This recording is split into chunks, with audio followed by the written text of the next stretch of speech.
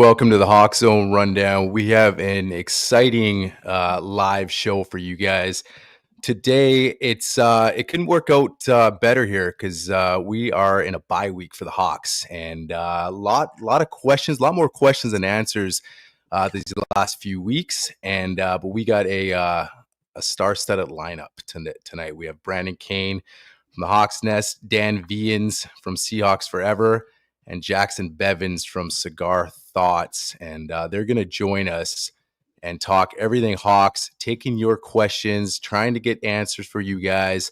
It's just going to be an awesome conversation. So on the other side of the Hawk Zone, here we go. Well, I'm the best corner in the game. And it's run. What a run. Get off me. DK. Yes, sir. Hey, it's John Schneider with the Seattle Seahawks. And Washington's got away. Leon Wilson with a catch. Smith and Jimbo. The Seahawks are going to hold the NFC Championship. Every year, the NFL does. Is it going to be another 9-8? Players who've got to finish something. They have to fix the offensive Part of his success and part of ambition of being the LOB one again. That's trading DK Metcalf. Play him aggressive. This is the Hawk Zone Rundown with Ryan and Bryce.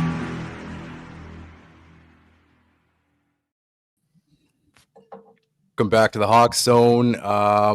This is an exciting show for us. We are midway through the season here. We're at the midway point. We have a bye. The weather is kind of crappy out. So what better time to do this and do it now with the guys. Fellas, appreciate you joining us, coming on. This is going to be a lot of fun. Let's just go around the table. Brandon, what's going on? Doing well, man.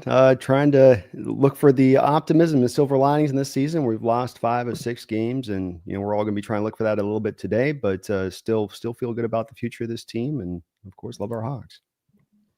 Yeah, absolutely. Dan Viens from Seahawks Forever. What's happening, man? I was on mute, rookie move. Always good to be with all you guys. I'm just trying to figure out how I got invited to this. There must have been a mistake, but right. No, it's great to be surrounded by so much talent and brain power. My voice is struggling a little bit. Just a heads up, I may have to mute myself and hack up some good stuff here along the way. But I've got all my assortment of beverages of different varieties to keep me company. So it's good to be here, guys. Yeah, absolutely. And then another one of our favorite guests we've had on a few times, Jacson Bevens, Cigar Thoughts. Appreciate you coming in, man. What up, fellas? Stoked to be here. And and then you got myself and Bryce coming in. And hey, guys, let's by the way, guys, if anyone tuning in live, we see the numbers coming in, throw out your questions. We're gonna try to get to some of them throughout the show and just have some fun with it. But guys, let's just kick it off right now, man. We're in an interesting spot, 4-5. Like Brandon says, we lost 5 of 6. The home losses has been a struggle for sure. And a couple weeks ago, we were saying, hey, we're in first, kind of make a couple little moves there. And now we're in last. That's how kind of tight this division is right now. But knowing what we know and talking a lot of offseason stuff and sort of the expectations that maybe some people have with this team, we're at the midway spot right now. What do you guys think overall as far as an evaluation concerned right now at this point? Was it something you expected, or where do you guys stand? Brandon, why don't we start with you? I think you had to go to the historical markers on this and understand you need to be patient, and expecting this kind of season could play out this way. I think there was more hope that this could be a bit of a different situation because you had the draft haul you'd got back for Wilson 2 years ago. You were going in now those guys' third year in that development. You've drafted pretty well the past couple of years. Bad money mostly off the books at this point. So maybe there's a little bit of hope there. There's reason for more optimism than you normally have. Instead, it's kind of shifted a little bit more into what we traditionally would see with a new coach coming in, including our own Coach Carroll 14 years ago. And so that then just requires us, I think, to be patient. But at the same point in time, it also pivots us forward into looking at this conversation in a real way of, wait, are we close? Are we not? Do we maybe have talented players here that just aren't exact fits for both of these two new schemes that want to be run now going forward? And I think that's where I find myself as more now of we're kind of leaning in that direction more of I thought we were going to be good. I thought we were going to be good, though. I thought that he was going to be able to really tap into some advantages that have been left on the table by the staff previously, and to a great degree. Lack of target in the middle of the field, lack of run game to the edges, and we go through the litany of things the prior regime just did not want to do. And I thought that alone would open this up, but it just hasn't. It's going to require that onboarding process. Yeah, what do you guys think, Jacson? Where do you stand in? And you know, and at the same time, and not, you know, because Bryce and I will sit here, we were bullish, right? We were a little bullish coming into this year, and I think a lot of it had to do with, you know, you look at the past 2 seasons, say, hey, we won 9 games, and thinking that maybe Carroll lost the room, and there is talent, and the, you know, the obvious O-line deficiencies, we sort of knew that coming in. Like Abe Lucas, there was always that hope, but I think a lot of us knew that he probably wasn't going to start the season. So, you know, with a lot of people having these expectations, man, where do you stand sort of at this point of the season? Yeah, I mean, to me, 2024 was always a diagnostic year. Outside of them being really, really bad or really, really good, I wasn't putting a ton of stock into wins and losses this year as it relates to 2025, 2026. I think it's just when you have that big of a culture shift there, it takes time. And, you know, we all talk about Pete Carroll coming in and changing the culture. That man went 7-9 his first year. It just happened to be good enough to make the playoffs and give these fans a moment. That being said, I was also optimistic. I thought they'd have a winning record this year. I think that's still very possible. What I underestimated is how bad they'd be at the things they're bad at, because I think there's a lot of good players on this team who are having really excellent seasons get erased by massive deficiencies on the offensive line and in run defense. Yeah, Dan, what are you thinking? You know, I'm going to echo more of the same sentiment.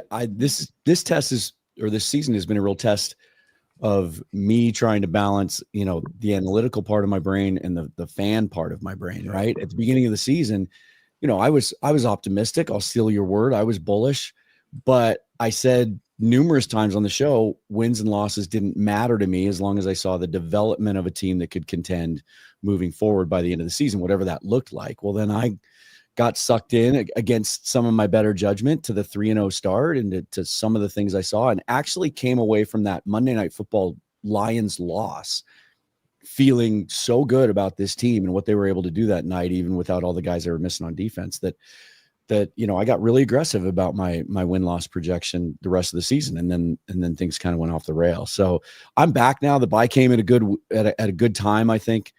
I've kind of personally reset those expectations again, that really it doesn't matter. I keep going back to something that Greg Bell said at the beginning of the season when he was on my show. He said, I think they're going to be a good team, but not until November or December. And so, you know, now we're there and we're going to find out. Yeah, I mean, that's the thing, right? I think we talked about that on our show as far as wins and losses wasn't like the you know, the measuring stick, right? And we talked a lot of guys that have been on the show in the offseason was like you just mentioned, right? How is this team looking November, December, and you know, are we on an ascent? And I think that's kind of what we want to see, right? I mean, the defense sort of came on, but man, we're going into Santa Clara. Like, we're playing a Niners team that's getting healthy. You got CMC coming back, probably fired up. If he's healthy, ready to go, you got to think that guy's ready to have a game, right? So that's sort of interesting because we're going to be middle November by the time that game kicks off. So that, to me, that's where sort of I want to see, like, how do we finish this season off? You know, like, because even before we come on air here, you mentioned Pete 7-9, 2 years, and benefit of a crappy division, sort of what we have right now. But here's beast mode, and then you beat the Saints. And then it was like, okay, we can build on this, right? And sort of all that 7-9 came out the window because you're like, oh, we might have something here. Is that something we got to see? Maybe is it something we got to see at the end of this year, or is it something where let's give Mike and John a full off season to restructure a little bit, but we at some point, if it's not end of the year, it's got to be in year 2 where we kind of say, hey, we can build off whatever that is. 2015, when the Atlanta Falcons hired Dan Quinn away from us, and they got him late in the process because the Seahawks made a deep playoff run. And so he didn't get a chance, although he had, I think he had Kyle Shanahan in his back pocket, but he had to assemble a staff late. It was a lot of the same, look of the process that Seahawks had to go through if they wanted Mike Macdonald. They get off to a 5-0 start. Everyone's feeling great. You look back at the end of the season, and those 5 teams finished a collective 10 games under 500. So kind of a similar start, but everyone's feeling good. They go 3-8 the rest of the season to finish 8-8 and miss the playoffs. Then they get a full off season together. Everyone's on the same page. The coaching staff gets to be part of the free agency and draft process, which this coaching staff was not that first year. They go 11-5, year 2, go to the Super Bowl, almost won it, should have won it. So yeah, I'm at the point now where you have to see what a full off season looks like, where everyone's at the starting gate together. Yeah, and I think to piggyback on what Dan's saying here is, it is so easy to get sucked into individual data points with the NFL. And I mean, everyone is familiar with my show or my writing is probably sick of hearing me say that, like, we really, really do got to get 20,000 feet in the air if we're willing to make declarative statements about this team and players on it and the coaching staff. Now, if you say, Geno sucked last game, or, Mike Macdonald made a bad decision or hasn't coached his guys up or whatever, that's one thing. But if you're talking about trading your quarterback or moving on from a coaching staff or whatever, making decisions this early, coming to strong opinions about it before a full offseason with this regime is, I think, crucial. And if your approach to bringing a brand new, like Dan said, lately assembled coaching staff onto a team that got outscored by like 50 points last year, and you're expecting them to be contending for a Super Bowl already, you're just setting yourself up for disappointment. This is a 2-year project. Any culture overhaul needs at least 2 years for you to figure out what you got. Now, if we're heading into week 10 of next year and they're 4-5 and they're bottom 3 in offensive line play and they can't stop the run, these issues haven't been addressed. Yeah, okay. Now we got to start talking about whether it's the right decision to do that this year, especially when you consider that it's taken Mike Macdonald 2 years to get his defenses to be great everywhere he's gone. Yeah, I mean, don't rob yourself of the joy of watching this team try and be competitive as they develop into what they're going to be. Well, and that's something like I've thought about in this hindsight. And like Jacson said, take that 20,000 foot view of it. After the 49ers game, that's kind of what I did. I really looked at this team and where they were going and how it's been assembled. And the one thing for me, like Dan said with the Dan Quinn hire, I even went a little bit farther back and looked at Mike McCarthy when he came into Green Bay after taking over from Mike Sherman. And one thing I think sometimes is lost in this transition from one coach to another is, what was the tenure of that initial coach that he is now stepping in for? Pete Carroll had a certain way of doing things that not everybody in the NFL did. He had success and great success doing it. Trying to come in an offseason when you're a late hire and change that culture when players that have been there, like there wasn't an overhaul of this roster. A lot of it was copy paste from the previous season. Mike Macdonald hasn't had a chance to really get his guys or his input necessarily, I think, into a lot of that. It was kind of, let's take this roster and see what we can do with it. And you're kind of seeing that. And I think, again, like Jacson said, if we're not looking at a team that's in a better situation come week 10 of 2025, then there's major questions that are really going to need to be answered. And I think it's going to go above just the coaching staff. I think that'll be a front office kind of situation of, what are they doing in the scouting department, in the free agency, in the pro, acquisitions department. For me, I look at this team and if they're not a playoff contending team by 2026, like going into the 2026 season, I think there's going to be bigger, hot seats for people to sit on with, is this coaching staff right? Is John Schneider right in, rebuilding this and getting us set back the other way? But, like we talked prior to this show, John Schneider, this is his real first go at being a true GM without having Pete there. It's John's show now. He's hired this staff. He's done this. We need to kind of sit back and go through this. And like for me, a successful end to this season is 2011. Like we look at how 2011, they grew that second half of the year. The defense started to establish its identity in itself. I think that's something I want to see. And for me, it's going to be Can we find pieces on this O-line, whether they're the rookies that we drafted or some guys that start to play better, that we can start to figure out how we're going to solve that plan going forward? Yeah, I'm the most hopeful guy for the team going forward, but I do think you've got to look potentially at looking at this offseason as maybe a bit of a rebuild to soft rebuild rather than we're just going to add on to these parts. We don't know who the core guys really are. We got talented guys, but I think the difference between talented guys and guys that are part of the core might just be two different things when it all boils down. And then that means you got to give it the time.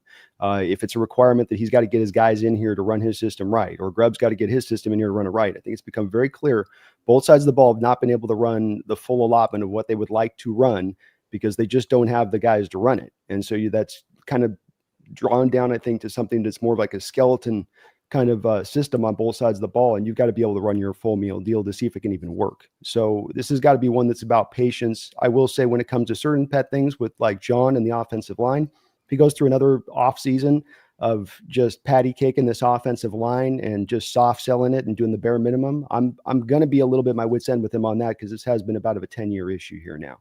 And he just will not double in on it. He takes kind of that same approach almost every single offseason. But aside from that. Yeah. I mean, talking about John and stuff like that, I mean, he's been the GM now for, what are we going on here? Year 15? I mean, so if you look at it like that, how realistic do you think it is? I mean, I'm sort of leaning towards, obviously, Mike's gonna be working with them now, so they definitely need to overhaul a couple areas. But how realistic? You mentioned, the O line's obviously the big issue. How realistic is it to really revamp that? Talking about teaching an old dog new tricks kind of thing, because that's not really been his MO. Do you think it's something like maybe ownership's bringing him in and talking with him, or do you think he knows it and he sees it and he really has to maybe change things up a bit? Or like you said, his leash isn't as long as you might once think, maybe even a couple of seasons ago. I think we're going to find out in a hurry when the offseason starts, because he has to see, right? He doesn't have that safety net anymore. He can't share the blame anymore. It's all on him. And so I think he has to see it more starkly than ever. Like his job now solely is on the line based on that one position group. We've seen him overhaul an entire position group successfully. We've seen him do it with the defensive line over the last couple of years. And, he flushed the whole group out 2 years ago and rebuilt it into a unit that we like. The thing on the offensive line that drives me a little bit crazy is first of all, I think they need to decide what they think they are this year. We're going to find out pretty quickly these first couple of games back from the bye, because there's some young guys on the roster that I think they need to evaluate, right? If Laken Tomlinson's not your future, but if you like Satawa Lamea, I mean, at some point, he can't be any worse, can he? Or if he can, you got to find that out. I think they also need to decide what type of lineman that they want, or that Mike McDonald and Ryan Grubb want, because you look at the right guard battle, and 2 years ago they take Anthony Bradford, who's all about traits and not about refinement or technique. And then you turn around the next year and you take Christian Haynes in the third rounder, who's kind of the exact opposite, right? He's a really experienced, technician with lots of starts under his belt, and he's played right guard his whole career, but he's apparently lost the job because he doesn't have enough traits. He's just not physically gifted enough. I think they need to just figure out what kind of lineman they're going to need and then how they're going to acquire them. Connor Williams is another example. I think, they talk about being a physical running team, but that's not Connor Williams, and we're seeing that. Yeah, I think it's an investment is what it takes. They go from an investment standpoint by the linemen they targeted. That's a good point, Dan. And that, especially with Laken's case, you're going to a spread system and bringing Laken in. That was one you could see coming, and he's been slightly improving, but that's one where you would go, okay, that's not a fit to what Grubb wants to do offensively. That's going to restrict probably Grubb offensively to some degree, not a major degree, but at least a little bit. And so you do need to get the right players that fit both sides of the ball. I think that when it comes to the offensive line, when I've looked at this and looked at the teams that have built great offensive lines, they put the investment into it. They put the resources into it. And whether you want to look at the money spent or the bare minimum draft picks put into it on a, kind of yearly basis, the story kind of remains the same on this one. It's like a Led Zeppelin song. And so just put the investments up the ante up here, double the blinds, and if we do that, I think we'll be surprised at how much more just on that basis alone, the improvement will come. Yeah. I'm of two minds with this. Without question, John Schneider should be prosecuted for his approach to the offensive line from 2014 through 2021, for sure. But on the other hand, he drafted Charles Cross with a top 10 pick. He drafted Abe Lucas in the second round or on day 2, and he's been excellent when he's played, right? No one foresaw a 1.5 year long injury from him. The splits offensively with Abe Lucas on and off the field have been insane. They went out and they got Connor Williams, and that was like a really good market inefficiency to attack, because you had major need at center. You had a Pro Bowl caliber center whose value was depressed because of a knee injury. And, they drafted Christian Haynes with the 3rd round pick. Like it hasn't been for lack of effort recently. The problem is there's no depth there because you didn't do it for the 9 years prior. You don't have reinforcements when an Abe Lucas gets hurt.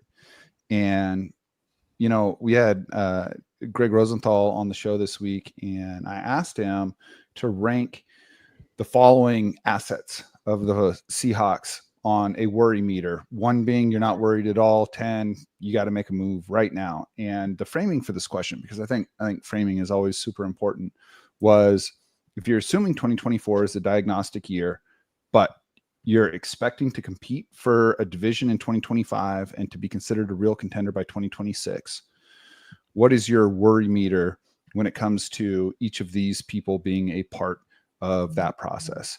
And we started with McDonald, and he said like a 3.5.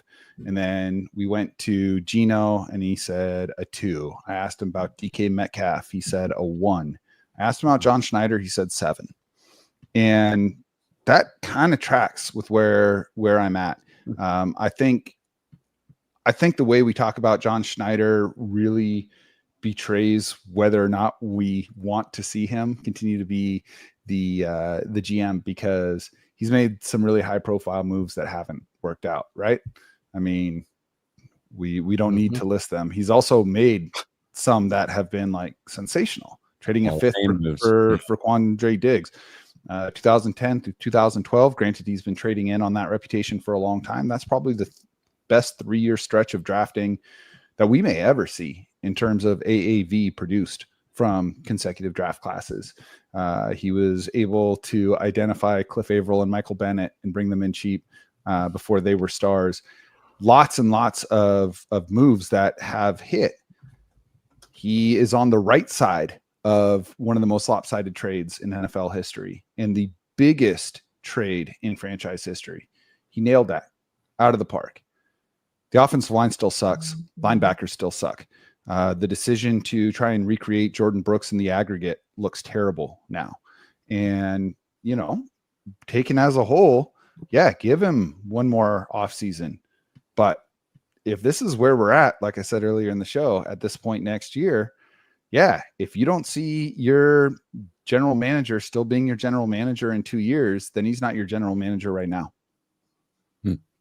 And I'm not putting him on, just for clarity, I'm not saying I've got him on the hot seat. I just think that he's got an approach he takes. And Jacson, I think you laid it out well. I do. I have him firmly on the hot seat. Yeah, it's because it's, and I think it's fair, because it is, the way you put it is right. This has been complete dysfunctional in the way they put the group together. And I'm not as kind as you are even in the last few years, because even in that, I see an Abraham Lucas, this guy looked like he had 1st round type talent on tape that went to the 3rd round. Did that happen because of a medical issue? Was there something with that knee? Because I think that knee very well potentially was something that they might have even had walking in the house they were aware of. And if that's the case, you came into this offseason and you went Laken Tomlinson. That's a low-end signing. That's just like your Luke Jokels or a variety of other guys, Austin Blythe and Evan Browns that we can go through, that was never giving you quality prior. You went back down that same road again. You went to George Fant, which was just like a Laken Tomlinson, where, again, value-based signing, very minimal amount of money, because you kind of knew Lucas wasn't going to play. And now, in retrospect, we know that they probably were pretty understanding this was going to be a half-season situation. And that's where I say, to me, it's this bare minimum approach. Even now, even the last couple of years they've gone out with, Connor Williams coming off a torn ACL. It's not just a knee injury, but a torn ACL where he wasn't even 100% at the end of training camp. And I just go through that stuff and I go, how was that a plan in place that you thought was going to work, both on paper and then the way you were going to play that out? And that's the part on top of misses like Bradford and Oluwatimi or Satu Lemea that can't get on the field. And those aren't real high drafted guys, but on top of Haynes, where are the guys you're picking to get value from as well? The Rams got a guy that's playing center right now. It's like a 5th round center playing pretty decent for them. Where are those kind of picks you're finding as well in addition to that? And that's to me where he just doesn't put I don't like the Cowboys and their approach, but one thing the Cowboys do a good job of building their offensive line. What they do this past draft, bam, they go Guyton first round, they come back to Cooper Beebe the second round. And that's why they build up those great offensive lines. Eagles, same kind of way. You got to put the resources into it, and true resources, and not just kind of go up to the line and just sort of step up and toe the edge with your big fat toe and go, okay, that's good. That's about enough there. We'll be fine. Well, at a certain point too, we have to spread a little bit of the accountability around, right? I mean, we heard so much about the Scott Huff's reputation, right? When he was hired and he came with Ryan Grubb, and we need to see him. Can he develop players? Because one of the things that frustrates me is not just the investment in some younger offensive linemen that haven't panned out, but the commitment of a roster spot to them, right? Last year, Raekwon O'Neal and McClendon Curtis, they poached both those guys off practice squads at the cut down to 53. None of them contribute, but they carry them on the 53 all season long because they saw enough in them. They didn't want to risk losing them to waivers. Neither developed into a player even worth up spot on this year's roster. They go out and draft a bunch of other guys. And now they're doing the same thing. We were all a little bit surprised with how many of those young offensive linemen they kept on the 53 with Jarrell and Lemea and even Jalen Sundell.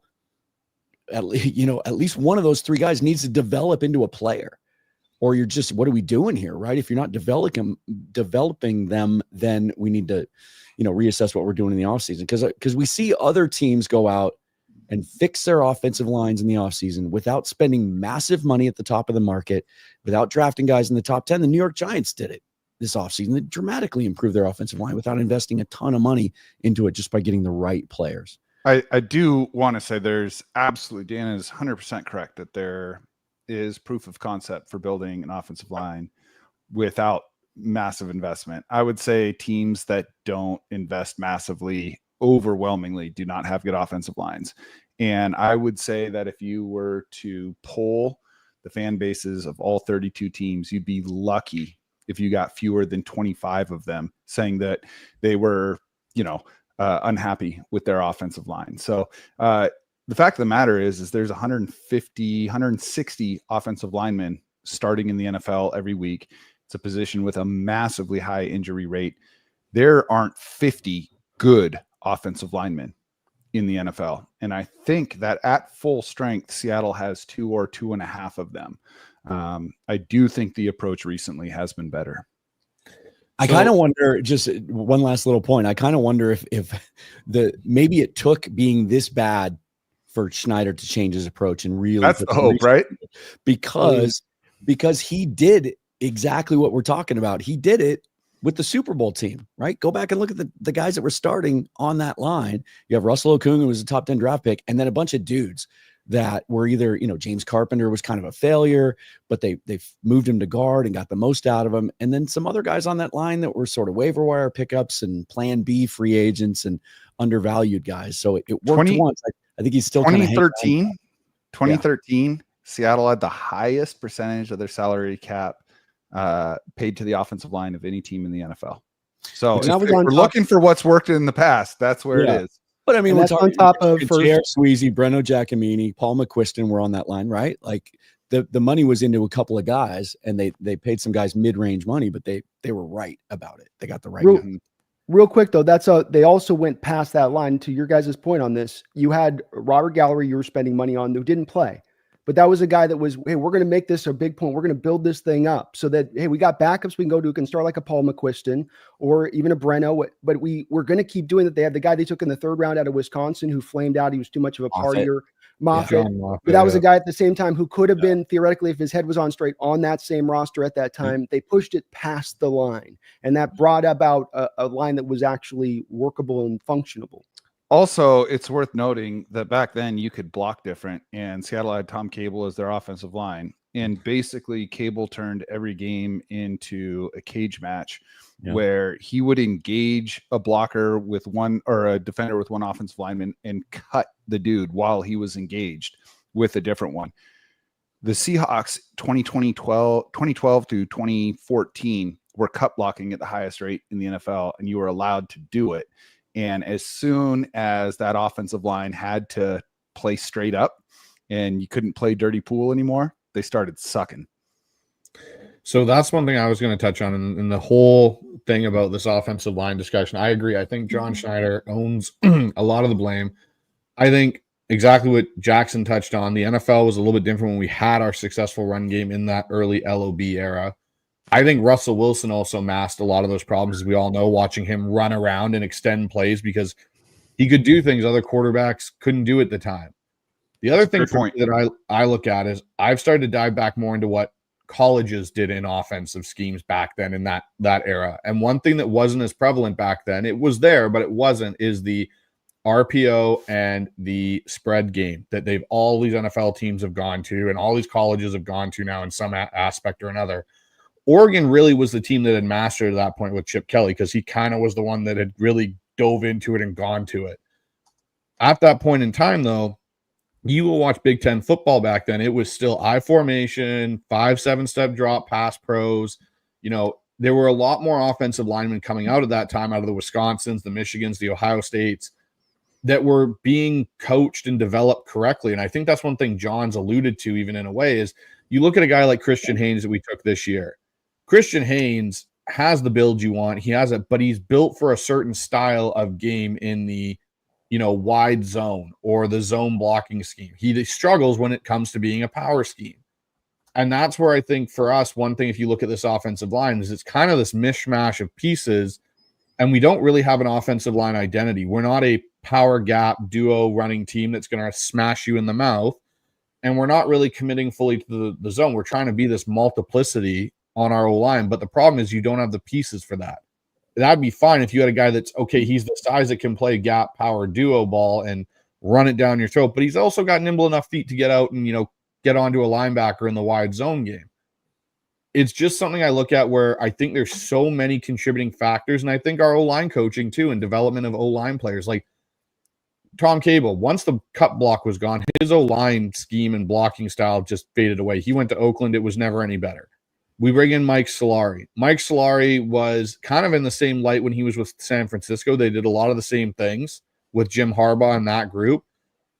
He struggled a bit too in developing O-linemen. And then you'd watch guys go like a Mark Lewinsky go off to Indianapolis, and all of a sudden he looks half decent. I think a lot of it has to, and like to Dan's point earlier, we got to see what Scott Huff can do. Can he actually develop linemen, or is he someone that's reaped the benefit of being at a college that gets decent players in and they have enough skill set? Like, what is his development process? How does he identify linemen? And that's something I think we're going to have to wait and see. And that's where this offseason coming up, it's going to be really interesting to see. But I'm in the firm boat of John Schneider and that scouting department has to do better.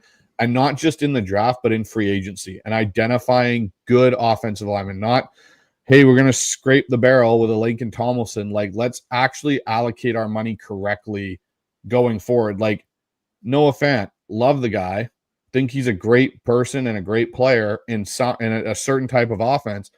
We're not using him enough to justify the contract that we gave him. We're just not. He's not Noah Fant's not someone you circle on your, piece of paper every Sunday and go, how many targets are we getting to Noah Fant today? We can use that money that we pay there to potentially maybe invest in another guard or somebody else that might be able to help that offensive line. And what about utilizing potentially a trade? There's three methods here. It's free agency, draft, or trade. We've only traded for a quality offensive lineman once since 2017, and that was Dwayne Brown. We actually overpaid for him. We were going to give Jeremy Lane up on that trade. He failed the physical. We had to kick an extra third-round pick back in, so we ended up seemingly at that time kind of quasi-overpaying for a guy 33 years old. Move worked out. It was a success story for us. So if we have such a hard time drafting, if that's a John hole at this point, that would be maybe another method to utilize to be able to improve this line. John seems to really he seems to overreact to failures in some ways, right? We saw, after what happened with Malik McDowell, I feel like it completely changed his outlook when it came to trading down and targeting certain types of character players. And I kind of think it might have happened on the offensive line. Like, he's made big swings before. Like, these people that say that, he's been negligent from day one. He tried to sign Chris Dealman, offered him $48 million to get him away from the Chargers in the prime of his career. He turned it down, wanted to stay in San Diego at the time. He tried to get TJ Lang. He ended up signing for $28 million to stay in Detroit. But then the Gabe Jacson deal, right? They trade for Gabe Jacson. They extend him. They give him legitimate money, and it doesn't work out. And I feel like sometimes when that happens, John goes, okay, never gonna make that mistake again, right? And he gets a little overcautious. Yeah. So what do you guys think then overall, if you kind of look at it, like, you think, this talent that, we talked about this team in the offseason, like there's pieces. Now, is it the right pieces? Well, I don't know. It's yet to be known. That's going to be an offseason. But you think if they trend the way they trend, if we, go on a bit of a losing streak and we're completely out of this thing in a few weeks, and you just don't see much improvement, is it a case maybe if we just focus on the O-line and still have DK around and still have a lot of those pieces around that, some cornerstones, if you want to call it, do you think that would be good enough for you guys? Or you think it's more, hey, there's a lot more issues here to address, and you might see a real aggressive offseason with John and Mike there now working with them? How are you guys looking at that? I think that with John, for all of the criticism, and again, this is coming from someone who believes Schneider should be firmly on the hot seat. Yeah. He's gotten a lot of parts of this roster right, and they're all at the periphery, right? I think he's got quarterback right. I think he's got one of the most talented carriers of the football next to him in the backfield. I think he has one of the best receiving cores in the NFL. I think that's inarguable. I think there's a lot of talent on the defensive line and a lot of talent in the secondary. There's strengths to this team. They're just getting their knees chopped out because they're so bad at linebacker and so bad at offensive line. So, Ryan, it's a great question. I think Seattle is uniquely situated to pour every available resource into just two things. Every other team is trying to sprinkle their assets around their roster to fill holes and improve every position group that they have. Seattle do that. I think they have some very obvious extension decisions to make. To me, they're not debatable with some of their best players. But that's going to leave a ton of money and a ton of draft picks to go after these guys. And you know what? Fuck it. Overspend. I don't give a shit. Go overspend. Try that. It's tough. I think there's a case to be made too that they've, if he's intended to build a good offensive line the last couple of years or supplement it and in any way, there's been some bad luck too. When they've drafted high, they haven't necessarily had guys fall into their lap the last 2 years. When they had Devin Witherspoon at 5, if there was an elite lineman there, as there usually is at the 5th spot, maybe that would have been the choice, but there wasn't a guy. Right. And this last year didn't really fall that way in the first round either. I mean, we all wanted the kid out of UW, but then the knee thing came up and we found out he wasn't even on their draft board. And we can debate some of the other guys that went after him too. But I think again, this year, if take a look at the free agent class, there's not a lot of dudes there, right? There's Trey Smith is going to get a shit ton of money because he's really the only stud young guard that's going to hit the market. If indeed he does, he probably will, because Kansas City probably can't afford to franchise him. Probably going to get like Robert Hunt type money. You want to go after that guy, go do it. But there aren't a lot of other guys. And you can't just draft, I get a lot of people that say, well, just draft all the linemen. Well, then you're throwing a bunch of young guys out there, and we've seen how that looks too. So, it's got to be some. Maybe if you draft high enough, you get a guy, right? There's a couple of tackles that look like top 10-ish, but not many. But you got to go out and you got to find some guys in free agency too that just have a track record of getting it done. Yeah, I mean, it's a great point. The cool position that Seattle finds themselves in is all those positions that I mentioned that I think John Schneider has done a good job with. Those are the ones that you have to draft the highest. You need interior OL and off-ball linebacker. You can find top 5 players in those classes on day 2 every single year. You do not need to be you don't need to be picking super high in the draft to get a really good guard. You don't need to be picking super high in the draft to get a really good off-ball linebacker. Like Seattle can address these positions in the draft without needing to stretch their capital to do it. Yeah. I think there's 3 different ways to get it done: trade, free agency, and the draft. And you can utilize all 3 of those methods. You basically have mainly only utilized the draft outside of value-based signing for veteran free agents that are on their last legs. You're right. A la Gabe Jackson, George Fant, Laken Tomlinson. We can go through the list. So you avoid going that, put the actual assets into it, and you can get the returns. I think Abraham Lucas, to Jackson's point about this, is a big hinge point on this as well. Because if Lucas comes back and he can solidify down to what he was through his first 10 games when he was there in the rookie year, and that offense had Geno at an MVP level, by the way, at that time, then that does change the complexity of what you got to deal with on this line, right? You got the 3 interior points you got to deal with this offseason. If he's not good, if that knee's not right, now you're rebuilding 4/5 of your offensive line in a single offseason.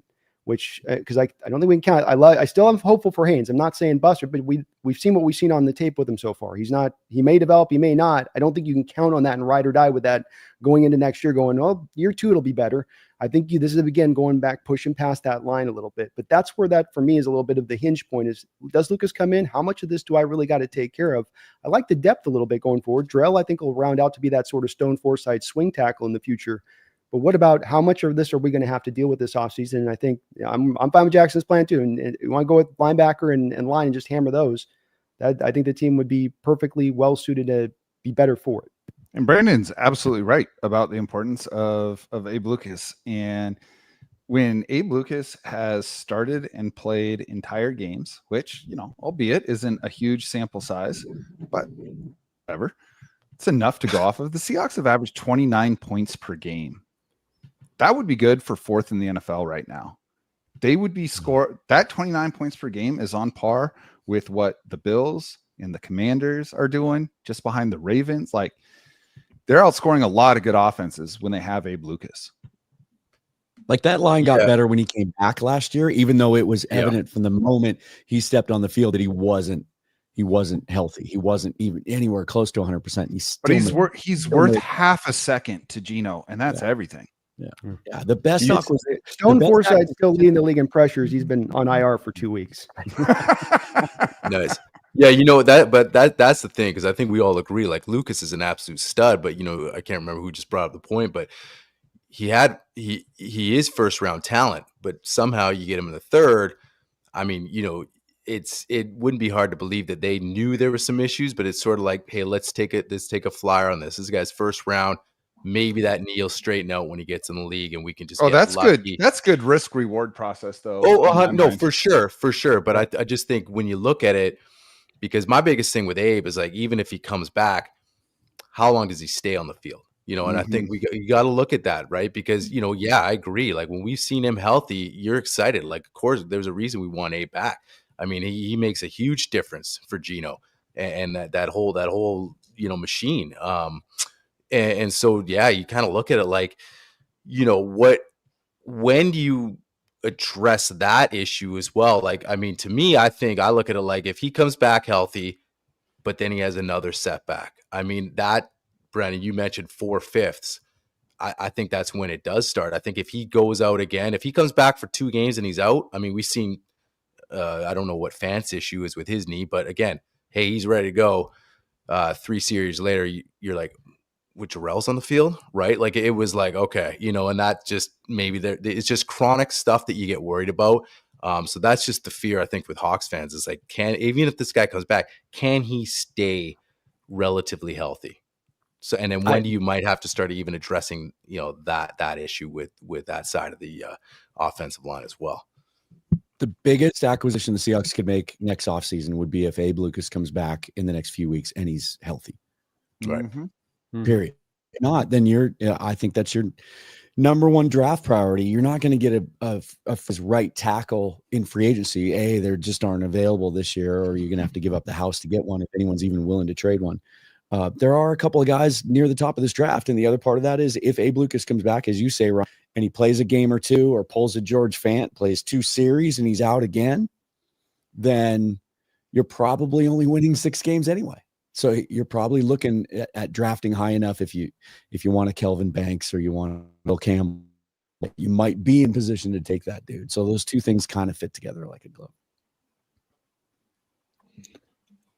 All right, guys. So I'm going to pose this question here. Is the current assembled staff in need of a full offseason together, or should there be some changes to the staff in the offseason? Do we truly believe that it's just they didn't get enough time together because of their lack of experience in their positions, or does there need to be some tweaks to this staff in 2025? I don't think you've gotten the talent to fit to what the coaching staff wants to do on both sides of the ball to make a proper assessment. I think it's completely okay to make questions about the offensive line coach and whether he's right, or Alan Durd as defensive coordinator. I know he's kind of just there by title anyway, because it's basically McDonald. But I think that when I look at both of these sides of the ball, we just saw McDonald last week really for the first time starting to unleash that Baltimore Ravens, stack front, simulated pressures, a lot of stuff going on at the line of scrimmage prior to the snap, a lot of moving parts. He's really kept things pretty rudimentary, four-man down linemen. So same thing with the offense, where I just think with Grubb, I don't think he can run to the edges, for instance, because of the pass, because of the run blocking, the penetration that gets on in there. I think it's also with, sometimes what you get the blocking at the edges with the receiving core at times, where I know DK is kind of is beastly in this way, but unfortunately Jacson and Tyler, you don't have guys on the edges that can block. And if you're going to go pitch plays, you're going to go outside zone. I've got to have my receivers on the edge run block. Wasn't that the big thing with Shanahan that we heard with him with Ayuk initially? Was Ayuk got in the doghouse? Why? Because he wouldn't run block. Now Ayuk's a monster as a run blocker. Juwan Jennings a monster as a run blocking. You've got to have those guys that put their hat on a hat out there, or else you're just limited to go A and B gap power runs all day, and you're going to live in there. And that's where we've had to live in the run game at time, thus not getting the most out of Kenneth Walker as well, because he's best out on the edges. Yeah. I mean, I agree with that too. I mean, I'll just echo that. Like, I think it's you do like with Grubb, right? It goes back to the O-line. We have to see, because I think we like Grubb. At the beginning of the year, came in like, hey, let's target DK, let's get our number one guy involved, let's have a bit of a mix and match, and it just, that O-line just been so bad. And like Jacson, you mentioned, Gino, you think he's the guy. I mean, the pressure rate's been insane. We saw, we all watched the Rams game. You can argue some of the decision making, but it's playing behind that line. It's how do you judge Grubb entirely? And and to be fair too, we're only at the halfway mark. I think that maybe that question, it's a little easier to answer at the end of the season. If it's, I just think we have to see something. Like the defense was looking better, so that's a trend in the right direction. The Niners game is going to be fun with this 2 weeks off to kind of see where we're at. Because it's interesting, like any logical fan, right? Like if we come in with CMC and we somehow come out with a win, it's all of a sudden we start talking different ways, right? So it's, we'll see what happens though. Yeah, I think it's a little too early to tell on that staff. Like you have to give them a little more time, and we'll know more by the end of the year. And I know a few weeks ago, a lot of people were criticizing Jay Harbaugh and the performance of the special teams, but they've done some really cool things the last couple of weeks. The coverage has been great. They get the block punt, and these guys, literally, most of them had never worked together or didn't even know each other. When Schneider was at the combine and he was joking about how they had to stay back in Seattle to set up practice plans, but also get to know each other. He wasn't really joking. Like they really did have to. And I don't think you can underestimate that, right? I do think maybe they add to the staff. Bryce and I were talking about this the other day. The Seahawks are one of the only teams these days that doesn't have a run game coordinator. And a lot of criticism of Ryan Grubb lately because of the performance of the offense. But I just saw a chart the other day that the Seahawks are among the league leaders in how often or how successful they are in empty backfield, despite the fact that when they go empty, which they're going a lot, teams know that you can't, the run game's not a threat, play action's not a threat. It's like the one thing they've decided they could do well, and they're leaning into it. The team knows it's coming and they're still able to succeed at it like that. We've seen that Ryan Grubb has that in his tool belt, right? But the run concepts, right, in overtime, the third and fourth down calls on short yardage, and just not really being creative and not executing the blocks properly. I wonder, they brought Leslie Frazier in to kind of oversee and be a right-hand man and a sounding board for Mike McDonald as a veteran presence for a new coach. Maybe a more experienced guy in the run game to come in on offense and kind of help out Ryan Grubb in that aspect. I wouldn't mind seeing that. Jacson, your thoughts? I mean, like I said earlier, I'm kind of And this is not me avoiding the question. This is me trying to be as honest as possible.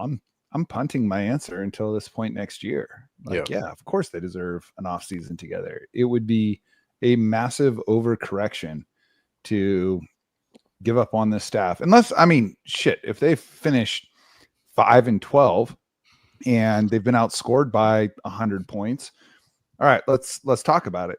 That's not really what's happening. I mean, they've been competitive in every game, really, except for the 49ers game. And even the Lions loss, even the Giants loss, those are technically 2-score losses. Jason Myers' field goal against the Giants goes through instead of getting blocked for a touchdown. This team is probably 5, and everything else is exactly the same. This team is probably 5-4, and it'd be an ugly win and whatever. Look, they don't malfunction in the inside the 5-yard line twice against the Bills and malfunction in the red zone 3 times against the Rams. This is a different team.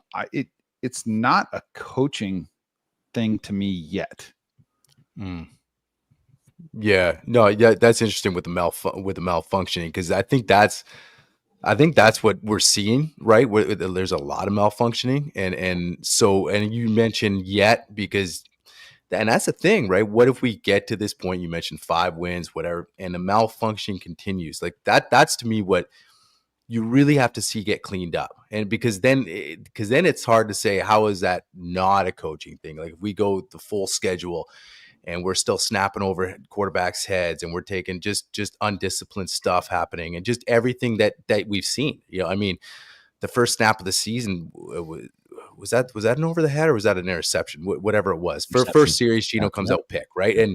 And okay, getting the nerves out of the system. But now we're in week, we've played 9 games and we got a bye week now. And that was the thing. That was the best game we've seen them play is coming out of the mini bye, right? They go down to Atlanta and you're like, okay, that Mike's had some time to figure some stuff out after that crazy 3-game stretch. And we played our best game of the season on the road.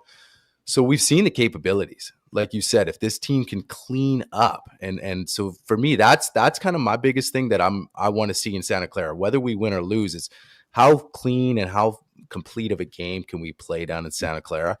Obviously we're going to be an underdog going in there in their house. I don't remember the last time we beat the Niners, but just be competitive and put a clean game together. And that's, I think, what people are sort of waiting to see consistently with this squad. So it's funny for me. Go ahead, Dan. I was just going to say, that's why I think I feel so much better about the potential for the second half of the season because of the performance on Sunday by the defense, even though that loss was gut wrenching. I mean, that's a game they should have won. And it was really painful to witness it live. But I felt like, and you and I talked about this, Bryce, there was a different tone, I thought, in Mike McDonald's rhetoric that week. He just seemed more comfortable with where he was at. I think he's had to learn how to be behind the podium and do all these press appearances and everything. And at times he kind of seemed a little overwhelmed and a little nervous about it. I thought he had a much stronger tone last week, more conviction about what he thought they were going to do. And then they went out and executed it on Sunday, and that defense looked completely different. I think if we had gone into the bye and given up 180 yards rushing again to the Rams and Kyron Williams ran all over us, I think we'd some people would be in panic mode and we'd be talking in a different tone. But that alone. So now I want to see that applied to the rest of the roster, right? See if we can get some other things fixed too.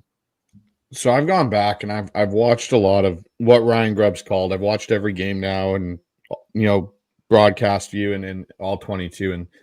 And the one thing, and I kind of mentioned it before we jumped on to do the show, is I'd be very interested to know how much of Mike McDonald's playbook and what he wants to run and how much of what Ryan Grubb and Scott Huff want to run is actually being used or called. Because when I look at Ryan Grubb, he is kind of doing what we've all been craving Seahawk offensive coordinators to do, which is attack every blade of the field. You look at, Jacson Smith and Jigba's game this past weekend, like he was catching the ball all over their field. There wasn't an area that he wasn't really targeted, whether it was up the middle in the seam game or it was on the corner routes or whatever. He's done the same with it was legit Justin Jefferson Cooper Cup route chart. It was all over the place, and it was great to see. And so that's where, for me, when I look at this question, and when the first losses started happening, we started to see some of these struggles. I started to go, maybe I've had a chance to kind of just dive back into it, take, Jackson's 20,000 foot view of this offense and this coaching staff and look at it and go, I don't think they're able to do a lot of the things they want to do, whether it's in the run game and be creative with misdirection and motion, because they can't trust the O-line to hold up. Like, we're one of the most shotgun-based offenses in the NFL. And when you look at teams that are successful, and there's two offensive coordinators that I really like watching right now. One is, surprisingly, Arthur Smith with Pittsburgh and what he's doing. And the other is Ben Johnson in Detroit. And what they do is their mix of shotgun to under center, and their run game mixes in that, and their pass game and their motion. But I think we can't do any of the under center stuff because we don't trust our O-line is going to hold up. And I think that's what Ryan Grubb's gone to is, okay, we have to be back 5 yards so we at least have a shot at being somewhat successful and lean into the empty set stuff and the throwing the ball over the field. So I think Ryan Grubb's what we want. I think Ryan Grubb is hamstrung by what he's got on offensive to work with in the offensive line. And I think the same can be said in some respects on the defensive side with our lack of continuity in the inside linebacking core. And that's one thing, like how Jacson said, it took 2 years for Mike McDonald everywhere he's been to get the defense to work and to function and to get really good. But the biggest thing, even at Michigan, was the recruitment of top inside linebackers for his system. He goes to Baltimore, getting Raekwon Smith, who elevates Patrick Queen. I think Ernest Jones might be that guy. I really do. Watching him play in week 2 now of him being here, his play was much better. His fits were much better. I think that's going to be the driving force. Like Pete Carroll's teams are always driven off the safeties and the secondary. I think defensively for us, it's going to be off the inside linebackers and how good that unit is. Now, whether Tyrese Knight steps in and eventually replaces Dotson and it's Knight and Jones running the show, I don't know. But I think that's one area that we're going to see develop is how do the inside linebackers play going forward the rest of this season? And I think that's where we got to look with this coaching staff and say, let's give them a full offseason, let them get into the whole grime and, gears of it all, and go from there. And we'll see in 2025 what this looks like. And I think Jackson's point of week 10 next year, if we're in the same situation next year, there's more things that are obviously an issue that need to be dealt with. But let's jump into this because we've had a bunch of these come in through the first, 45 minutes to an hour of the show. So let's get to some viewer Q&A. I've got a couple of these start already. So let's go with this one first. MWM. Any of you surprised the Seahawks stayed quiet on the trade deadline day, especially keeping some of their one-year contract players? No, they're out 2 games out of first place. They've not shown you a team that's either bad nor great this year, which if you're going to be a buyer or seller, you need to be in that lane, I think, one way or the other. I think what the data was telling them about this year is let it play out and see where it stands. And you're in it, and it's not say you think you're going to get, but hey, there's a chance, and let's just see where it all finishes out at. Not to mention, let's also remember they don't have a lot of money to spend next year with the salary cap. So one-year contract players that'll do to be free agents are very likely end up being rerouted into the compensatory system because it'll all be a net gain by how it's set up, at least at the moment. It may not end up that way, but with the contract extensions we have to sign in-house as well, all of that money, whatever we're going to work through, will be basically gone at that point. So I think they're going to try to work that angle of it as well. Well, just because you didn't make a move on deadline day, they made their moves. They got Roe Robinson Harris and they got Ernest Jones. They just did it. They just did it early. Yeah. Yep, that was the exact point that I was going to make. All right, so Hawks fan Matt says, would this team as presently constructed be any better if they had hired Ben Johnson? All right, I want to take this one. Go for it, Jackson. Oh, There's 0% chance that they would have hired Ben Johnson unless it was as their head coach. So would they be better if Ben Johnson was their head coach instead of Mike McDonald? I'm pretty hesitant to say yes.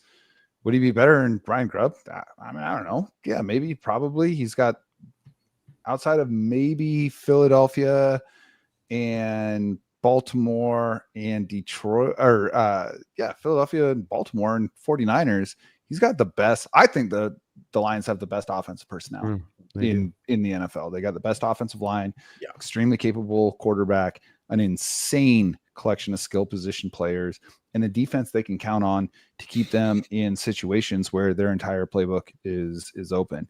Ben Johnson turned down a head coaching job. Ben Johnson, this is a crazy stat.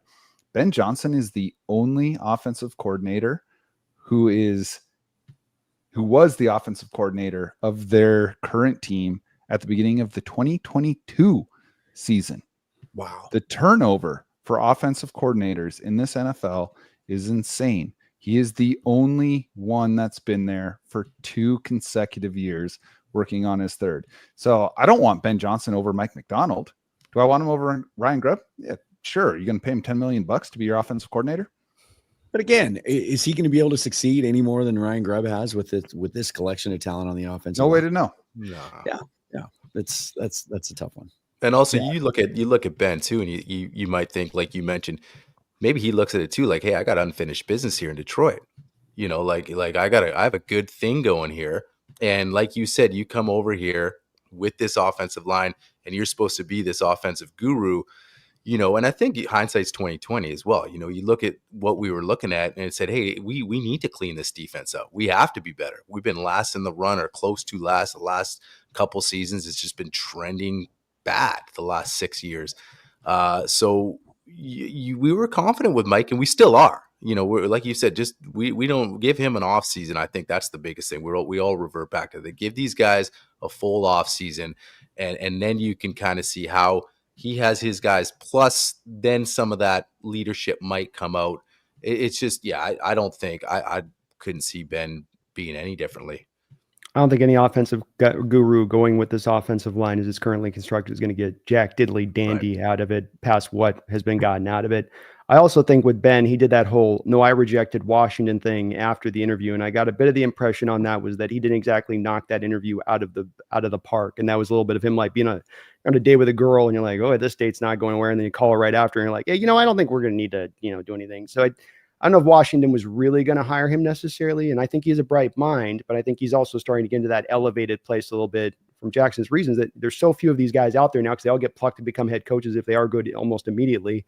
That he is one of those kind of bright guys like Slowick out there at Houston as well. And so, he does get a little bit sometimes. I think he's a good coach, but I don't think he's and the petals are falling off of the Bobby Slowick rose too, because they're having massive offensive line issues. Yeah, that's a great point. But then to your point, I'm glad you mentioned that because you see the CJ. I know we're going to talk about Geno in a second, but you see that CJ Stroud discussion going in the same place the Geno discussion has gone in recent weeks with that offensive line eroding there with Houston and with their offense going. That's with Nico Collins out as well. Oh, DK was out last. You can see the little bit of the connection of how supporting cast matters.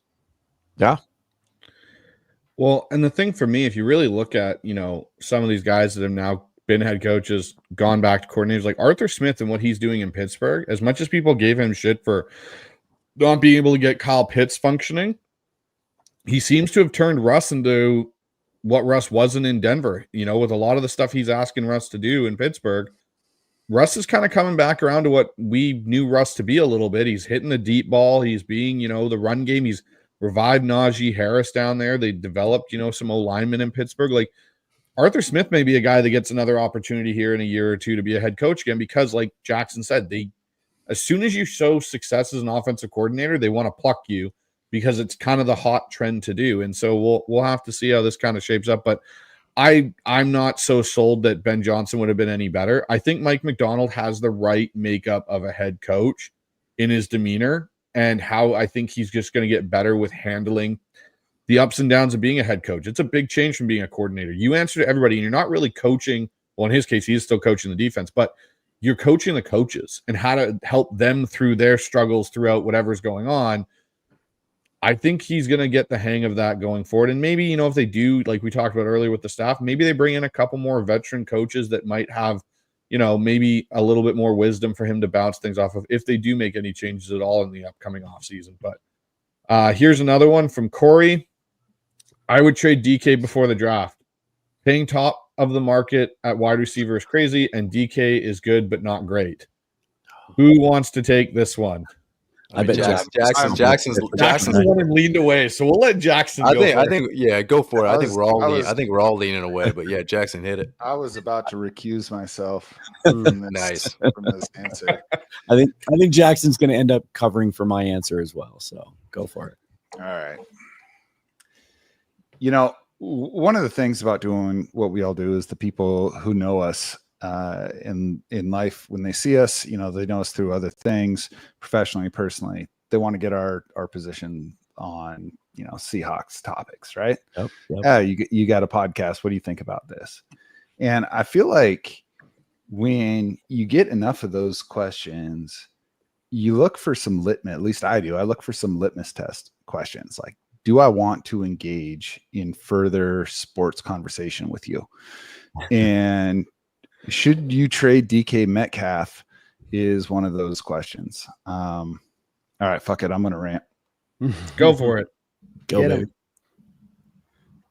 You want to talk about age-adjusted production. I'm not talking about metrics. I'm talking about raw, throbbing volume stats at the wide receiver position.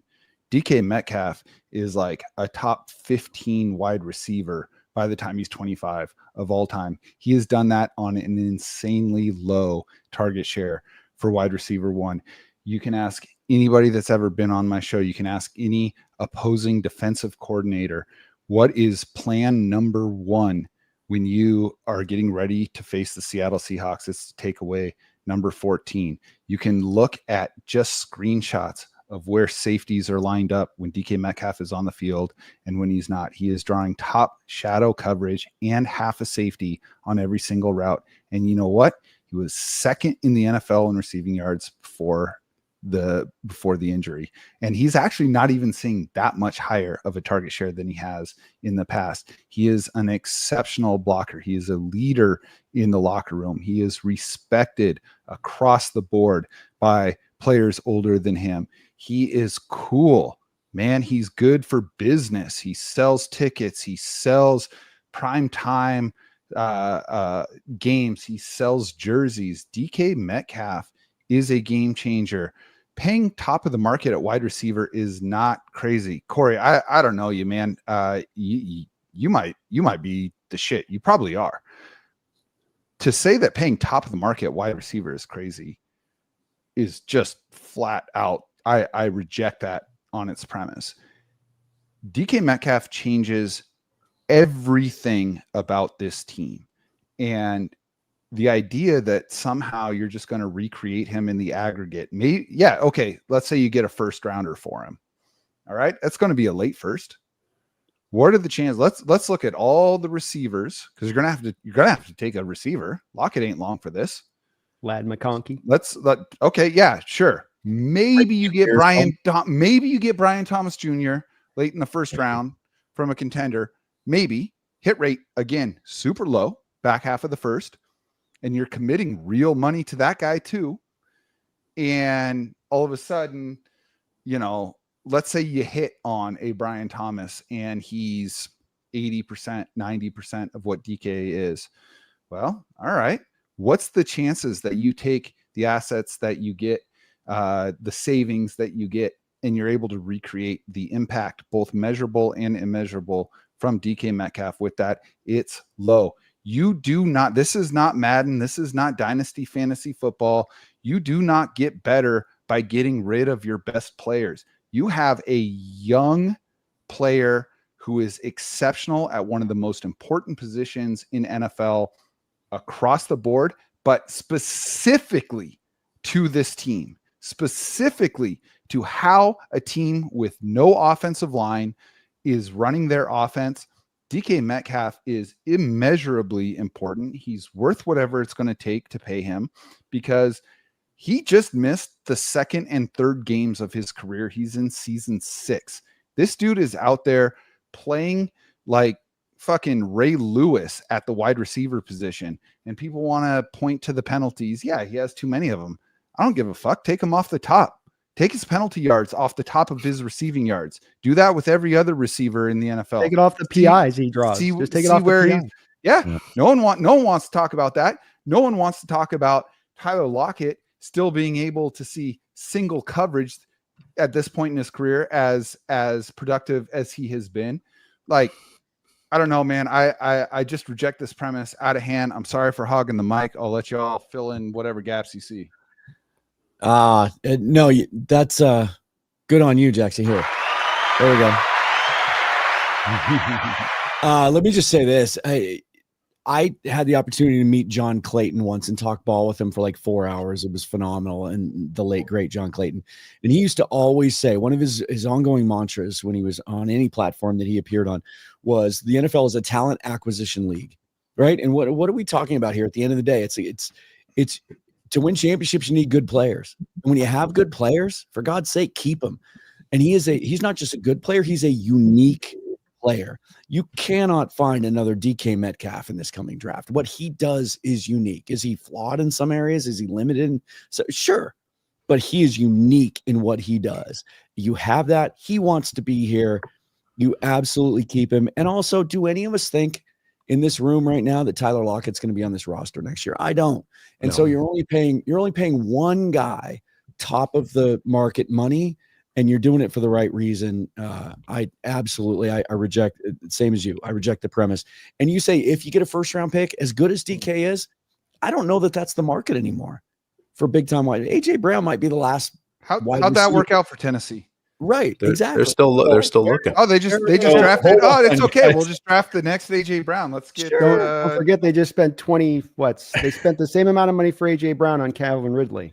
So I'm going to throw this up there, guys. Hey, I got to chime in on the DK thing real quick, because you know that I'm the biggest DK guy in here, and I literally talk about the guy every week on the show, like literally, because I like that the things that you guys brought up that go unnoticed, that people sometimes don't realize. They want to, he didn't go up and high point this ball. But that you talk about the blocking, you talk about how teams are scheming him defensively. Tyler Lockett left wide open. And the other thing I got to add, this dude brings the fight on every single down. He brings the fight in. He's got the dog mentality. And, we were screaming for years for a big athletic wide receiver, and then all of a sudden we get one, and it's like he can't win. He was out the first game. The offense is doesn't do anything. 3 points. We get a late one there. So it's like, oh man, well, everyone's kind of quiet. And then JSN goes off, and it's like, hey, we can go without DK. It's like it's crazy to me. And I just think with all that stuff, you talk about the first rounder. Look at teams that are always trying to find that guy. The Chiefs I get they won a Super Bowl, but that offense, they got a good defense now. But Tyreek Hill leaves the building. They didn't just magically replace Tyreek. It's not. It does. Sure, it's you have not, Patrick Mahomes, Andy Reid, and Steve Spagnuolo. Sure, you're going to be fine. Okay, but as far as the receiver is concerned, but just every intangible this guy brings. You talk about, people rave about the Legion of Boom and how we went on our Super Bowl runs. I mean, a lot of that came down to mentality of those players you had on that field too. And DK has it. You could have slid DK in on that roster. We talk about the other side of the ball. That's why we love Devin Witherspoon. A lot of it's like you need that fight. Like it's football. So I'm in agreement. I just sign this guy for whatever you want. Yeah. I mean, give this guy and to talk about cornerstones, that's the guy you can figure out the offensive line. That could be two separate conversations. That's as far as I'm concerned. You can figure out how to fix this O-line, but you're still keeping DK Metcalf. So let me go through this, guys. Oh, sorry, Brandon, go ahead.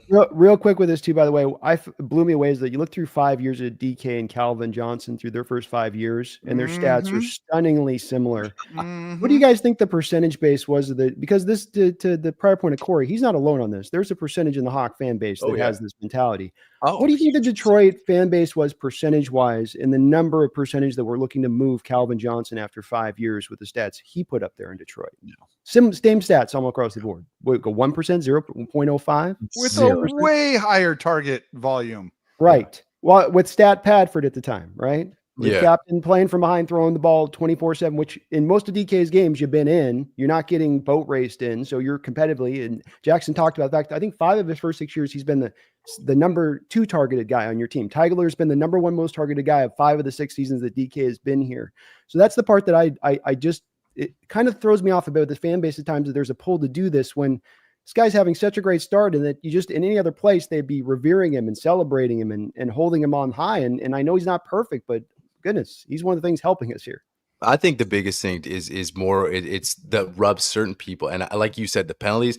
I don't care about that, and that's the thing. They're so focused on that, like, oh, he's taking a 15-yarder and now he's getting into it here. It's like, well, that's what I love about the guy.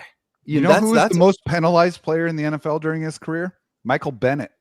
Well, I was just going to say, how many penalties did the Legion of Boom get? I think we led the league. But there, when you talk about Doug Baldwin's mentality, that's what I can't grasp. Is like, he's Doug Baldwin. If Doug Baldwin was 6'4", 230 and ran, well, that's what I'm saying. But again, a guy who's got dog in him, that brings the fight, who has a chip on his shoulder, and to me, with DK's physique, he still plays like that.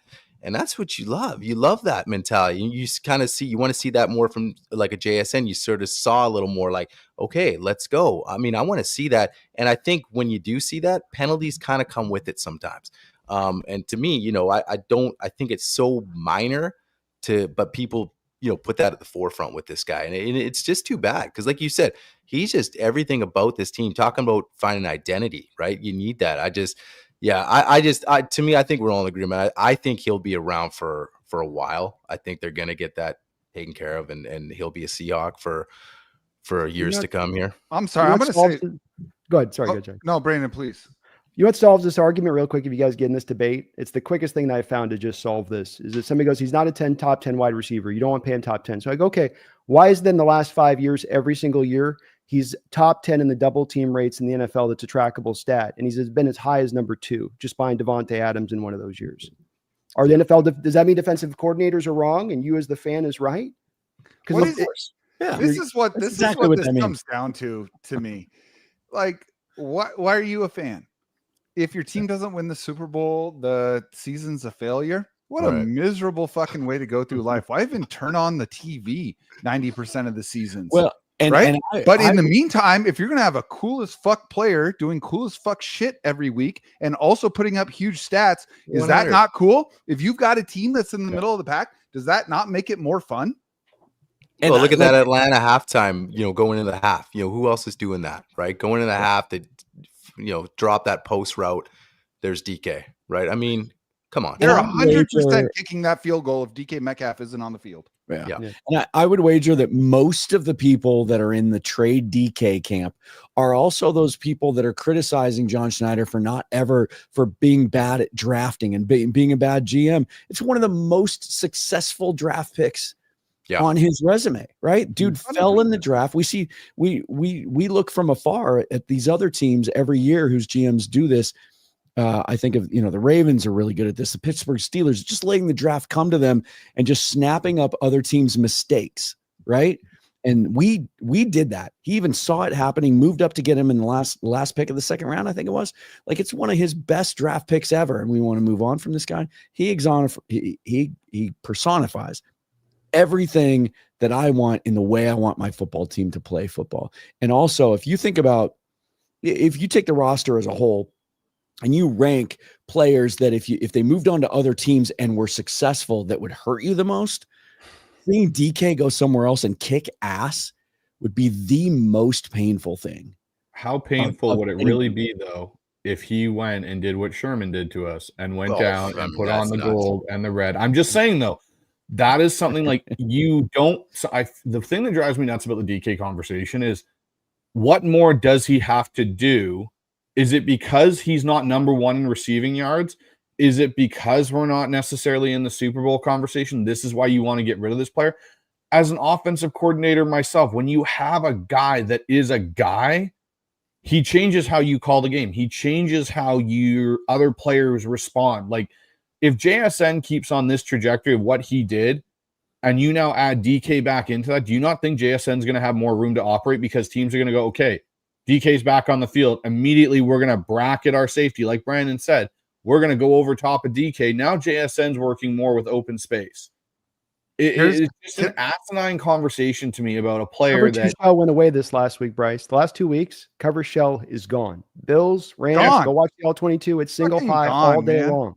Yep. And now DK comes back next week. Where we going to see again now? All right. Back and you know what? One of the other big arguments for trade DK is how much money he's making. And when he signed his extension a couple years ago, and all of a sudden he's a top 5 paid wide receiver, I was just hammering. First of all, he's worth that money. Full stop. Secondly, how valuable is that contract going to be in year 3 and year 4 when everybody else is signing their extension. So I'm going to read to you the 6 receivers that are making more money than him, like immediately above him. DK is 13th right now in the NFL. Yep. All right. The 6 that are making more than him and the 6 that are making less than him, but that are all right in this range. I'm not saying you got to answer this out loud. Just for those of you listening, mentally, how many of these players would you rather be giving this type of money to? Brandon Ayuk, Jalen Waddle, Cooper Kupp, Devontae Adams, Amari Cooper, Tyreek Hill, Deebo Samuel, Terry McLaurin, Nico Collins, Devontae Smith, Calvin Ridley, Michael Pittman, Keenan Allen, Jerry Jeudy. Mm-hmm. Exactly. Yeah. It's like there's like 3. Yeah, absolutely.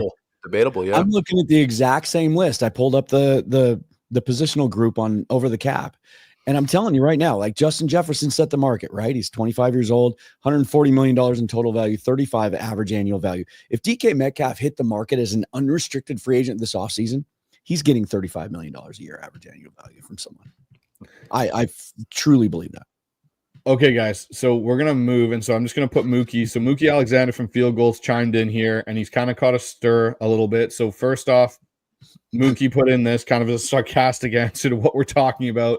He goes, yeah, I'd love to have JSN receiver 1, then let Jake Bobo and Cody White be our other receivers on the squad.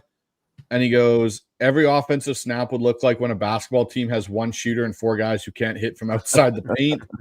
Pretty much, if you got rid of DK, that is what it would look like. Mookie's also got this question in for us, a legitimate one here.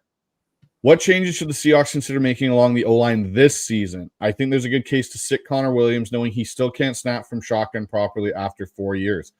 That's a honest kind of question, guys, does Jalen, do we move Connor Williams to a guard spot and bring in Jalen Sundell at center? That's something is that a conversational piece if it gets any worse after the bye here? I've seen that suggested, but Connor Williams wasn't as good as a guard as he was at center. He played guard in Dallas. They were willing to let him walk. He goes to Miami. They make him a center, and he plays at a Pro Bowl, almost an all-pro level. Now I think we can all agree he doesn't seem to be back to that level yet. But, that is something that's been suggested. Like if guard is that bad, he was passable as a guard in Dallas. Do you move him over and give one of these other centers a shot? The question then becomes, which guy do they like better? Because as much as I thought, I was bullish on Oluwatimi as a solid long-term starter, didn't think he might ever, ascend to a Pro Bowl level. They seem to have Jalen Sundell above him on the depth chart. And as much as he popped to me in the preseason and especially when we were at CenturyLink Field or Lumen Field, you and I, Bryce, and we were watching that, where he looked good. But it's so hard to tell, right? You don't know until he gets in there. But he's the guy they brought in the heavy package last week over Olu, and he seems to be ahead for them on the depth chart. So I'm not sure who that guy would be, but it's an option. I think if we're going to find anything out, we're going to find it out pretty quickly, right? You come out of the bye. Mike McDonald talked going into the bye about self-scouting and assessing ourselves and looking in the mirror and the whole sunk cost thing. Are we going to see some lineup changes? Like, could it be a personnel change? I don't know, because he also says we have the right guys. I think it would take things kind of going off the rails and maybe losing a couple consecutively out of the break for any bigger moves like that. But yeah, it's a valid question. I think Connor Williams has gotten little by little better throughout the year, which you'd expect for a guy coming off for torn ACL, who didn't have a training camp. And the snap issues are concerning, but he's giving you somewhere between like 15 and the 22nd best center play in the league. Whereas the last couple of years between Austin Blythe and Evan Brown, we've been around 32, 33.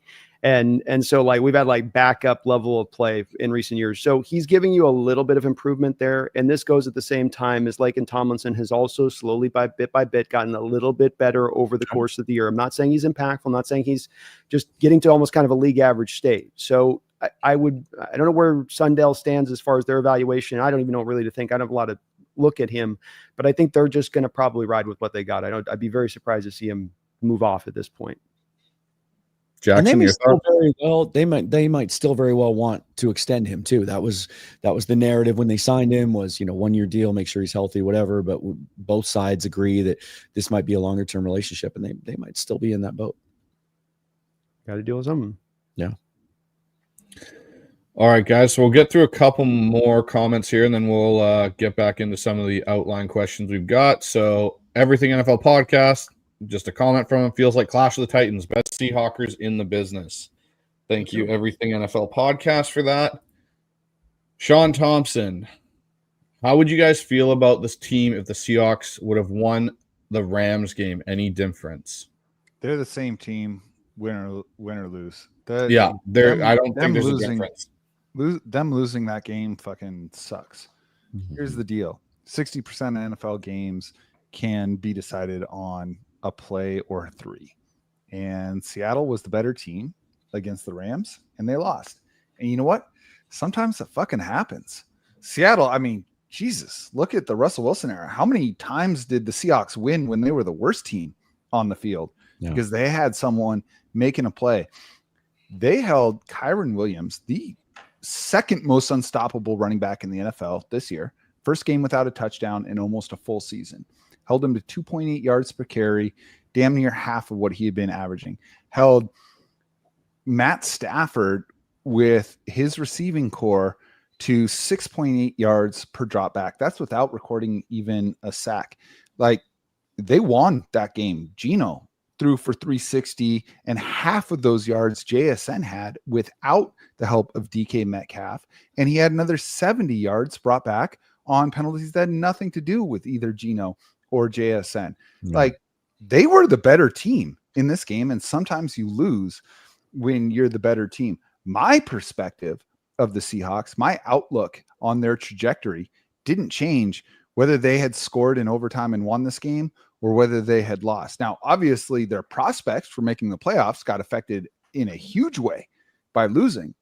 But if we are going to have the bravery to step away from outcome and look at process, there's no difference to me in my outlook on this team with them winning and losing that game.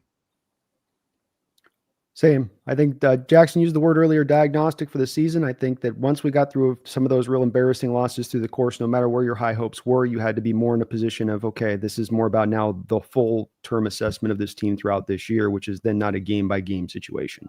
And they played well. I thought we were the better team. That's also a valid point, but that's where I've kind of found myself. I'm hopeful still for this year, but that does lean me more into that role. And that's more about a full season of assessment than it is a game to game thing. Yeah. All right, so here's another one from Hawk fan Matt. As we wrap up this part of the Q&A, are you bothered at all by the lack of communication from ownership? I don't want Jerry Jones level meddling, but given the state of things, it would be nice to know what they think. Well, given Jody's track record, she doesn't really make a lot of public statements. It's usually kind of closed door, her talking to John, or at the time, John and Pete. We don't generally hear a lot from Jody. Are you guys kind of surprised at this point?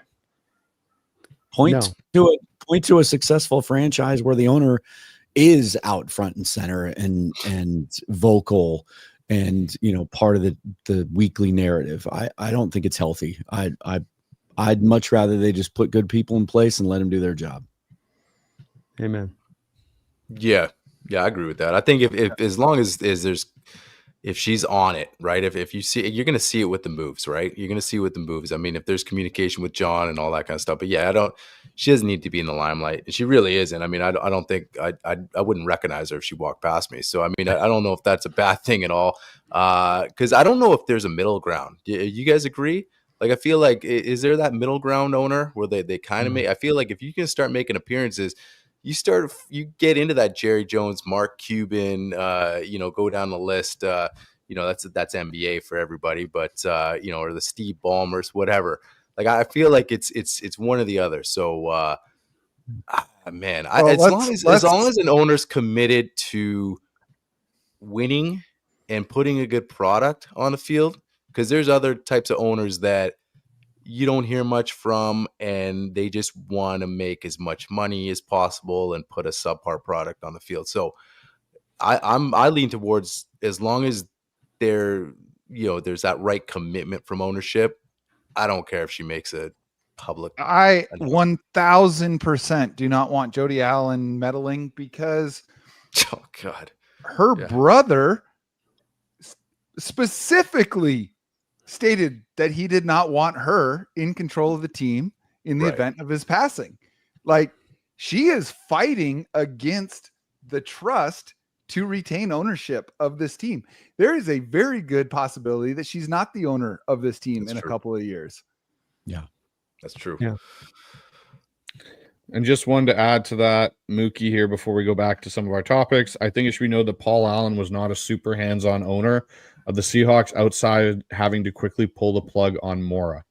You want your owner to do two things. You want him to come in and make the major decisions at key moments, like, and I don't know if it was her or the committee last year, she did with Carroll. It was time to move on from Carroll. I want you to come in at the right moment. In fact, maybe a little bit too. You came in, you made that major decision, and then also spend the money. The team is top 10 for money spent in this sport. That bottom line money spent, not salary cap contracts you've given out, but actual money you've spent in the last 3 years. They're top 10 in the sport with a team that's not really competitive necessarily as far as getting the playoffs and making noise. That shows that there's the level of commitment I want to see on those base 2 points. And I'm so sorry to jump back in again, but if we want to talk about the role of ownership in the NFL, here's the thing that a lot of people don't understand and that I wasn't aware of until a few years ago. When you guarantee money in a contract, the owner has to cut a check for that amount and put it into escrow. When you look at the Rams and how they've approached things and fuck them picks with Les Snead and all of that, and it's worked out, that only works if you have an owner in Stan Kroenke who is willing to cut the checks for massive guaranteed money. It is no longer in his account, right? That guaranteed money is guaranteed. It is out of the checking account of the owner. And so when Brandon talks about Jody Allen's willingness to spend and Paul Allen's willingness to spend, that means they are cutting real checks. You want your owners to be rich as fuck. And the Allen family is rich as fuck. That's what you want in an ownership. And the next owner is probably going to be rich as fuck too. Because yeah. I think I got a feeling the next owner is going to be someone that's had another quite successful business potentially. Well, I mean, the thing is, I mean, who doesn't, right? And that's the thing. But going back to your guys' point, it's that's the thing. All these guys are billionaires, whether they want to commit to, like you just mentioned, cutting those checks. Because some guys with a revenue share in every league, I'll just put some in my pocket and we'll put out the bare minimum, right? 100%. And that's exactly what you don't want, because it starts from the top, right? Everyone knows that. It starts from the top. If there's not money spent and there's not that commitment, it makes everybody else's job harder. You're just not on an equal playing field by any means. So yeah. All right, guys. So let's hop back into some of our topics here, and I'll throw this one up just to get us back into it. Players who have impressed and not impressed this season. Jacson, let's start with you. All right. I'm going to try and go off of like the real top end players, because I think Gino has been great. I think DK has been great. Really, really impressed with Leonard Williams. Really, really impressed with Byron Murphy. Really impressed with Boye Mafia. I think that defensive line is really coming together. We haven't seen this team with Uchenna and Nwosu in a meaningful way. So I think there's a lot of players who are doing well. I think Charles Cross has been good. You know, we had, and I mean, geez, fucking ring the bell for name check, but we had Walter Jones on our show, and he talked about like, yeah, I got a lot of credit for being great, and I was, but it's because I had good offensive linemen around me. If someone else is failing at their job, I can look really bad. I mean, how many times did we see Dwayne Brown slamming his helmet on the sideline when he blocked a guy for 5 seconds, but that guy ends up making the sack and he gets dinged for that because it's a 3-step drop, Russell. It's a 3-step drop. Exactly. It's either Russ not pulling the trigger on his first and second read and trying to go hero mode, or it's because two other guys on the line missed their blocks and chased Russell Wilson straight into the guy that Dwayne Brown had been erasing all play. Right? Like, I think Charles Cross has been good. Now, I've been super disappointed in the linebackers, super disappointed in every other offensive lineman, and frankly, a little disappointed in Tyler Lockett. I think that, and whatever, he's 30 and 30 years old and weighs 30 pounds. Like I get it, but outside of a couple of games where he had like 70 yards receiving, he's not adding to this offense. So I think that's a disappointment. I was looking for a step forward from Devin Witherspoon and he's had some real moments. Like Devin Witherspoon is my next DK Metcalf. Like he's right on the verge of me just planting my flag in this guy. But I really expected him to take a leap forward with Mike McDonald. Maybe he still will, because I think he's an insanely talented player and maybe the most instinctive defensive player Seattle has had since Bobby Wagner. I think it's all there, but he's had a lot of mistakes this year. Brandon? I think that Jackson's list probably pretty good, so I'd probably lean into about where he's at. The one guy that I maybe would mention, or a guy or two I'd mention aside from that, I think Woolen to me is a guy I've been paying very close attention to, not because he isn't a good player. He's a good player. He's a great coverage guy. He can take the ball away with ball skills that's unique for the position. But is he a fit for this defense and what Mike McDonald is going to want from his defensive players long term? And there are teams that on a weekly basis, when Woolen is out there, will attack to the edges. Shanahan's very good about running that outside zone play right at him. And I just see too many times with him on tape where the willingness to get in there and tackle is not showing up. Richard Sherman was a guy that transitioned from receiver to cornerback as well. But you felt by year 3 the tenaciousness and the willingness and the want to get in there and actually want to be a good tackler versus looking for those moments where you can kind of avoid it or just let me make a good theatrical appearance of this. And on the other side of it, a game like last week where he does take the ball away, which was great in that moment. But then you have a later point in this game where my feeling on this is that, look, if you're going to be a guy that I just can't count on to tackle or be very tenacious to get off blocks, then I need you to take the ball away and be a great cover corner man. I need you to be that guy that'll get that 7-8 interceptions, but hey, you just, Deion Sanders didn't tackle well. It's not the worst thing for corners. But then he has that moment in this last game, and I see some of these plays with him on film too, where he's just sort of staring at the ball in the air. Just kind of looking at it, waiting, and the receiver undercuts him and ends up catching the ball where not only do you not get the interception, they catch it and they lead down to the score where later on in the game, you've got a boxed up unit there to stop the run. Your butt doesn't play the run anyway. Why are you looking in the backfield just after the snap while he's running a 9 route? Yeah. Like, use your brain. You're year 3. You're not a rookie anymore. So he's been a guy that to me, I've been really closely watching because he's one of those guys we have to look at his potential contract extension after this year. He's winning that and after year 3. He's technically eligible. He can come to the front office and say, hey, I've outperformed my rookie deal. So he's been a little bit on that side of it for me, just on that other end. But I think the Jackson's other guy were pretty much where I'm at. Dan? Yeah, I think, trying to pick a couple other names that haven't been mentioned. I mean, just to echo some of the things the guys have said, like I think Charles Cross has, especially given the struggles of the other 4 guys, I think he has only confirmed that he's worthy of whatever extension he's worth when the time comes, and they need to do that. They need to keep him. It hasn't been something they've done historically with offensive linemen is give them multiple contracts, but he needs to be a guy that they keep.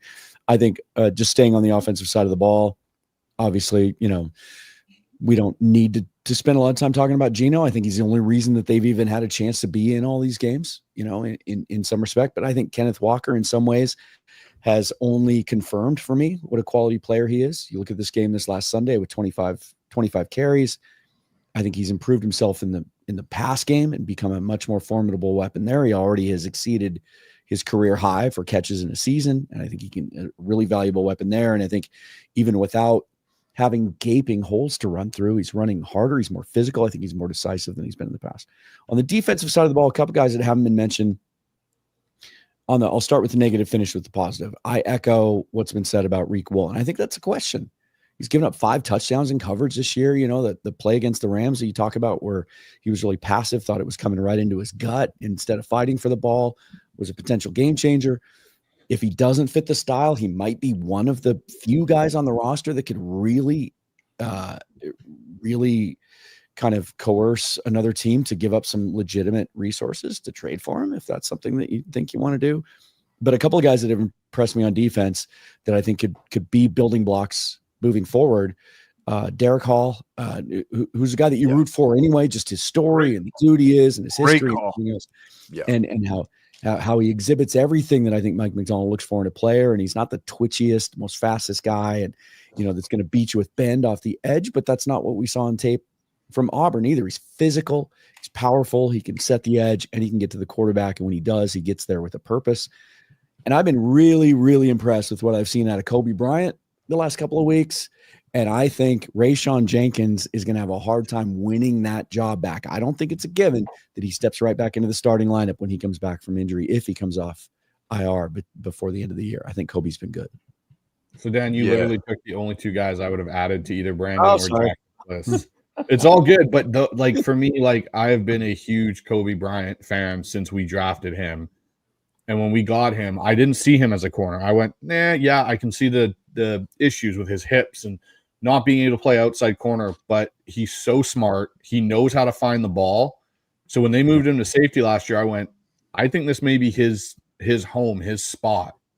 And the last couple of games watching him play in safety with Julian Love, and Julian Love's another guy that's had a pretty good season. Yes, he's had some ups and downs, but Julian Love is, I think, for once I look at our safeties and I don't go, we put a crap ton of money there and they're underperforming. I look at our safety group and go, hey, look, we've got some young guys that we have potentially going forward that are going to fit this and fit what we need to do. And I think Kobe Bryant and, Julian Love are going to be two kind of cornerstones on that defense going forward, because I don't see Jenkins or Wallace on the team next year.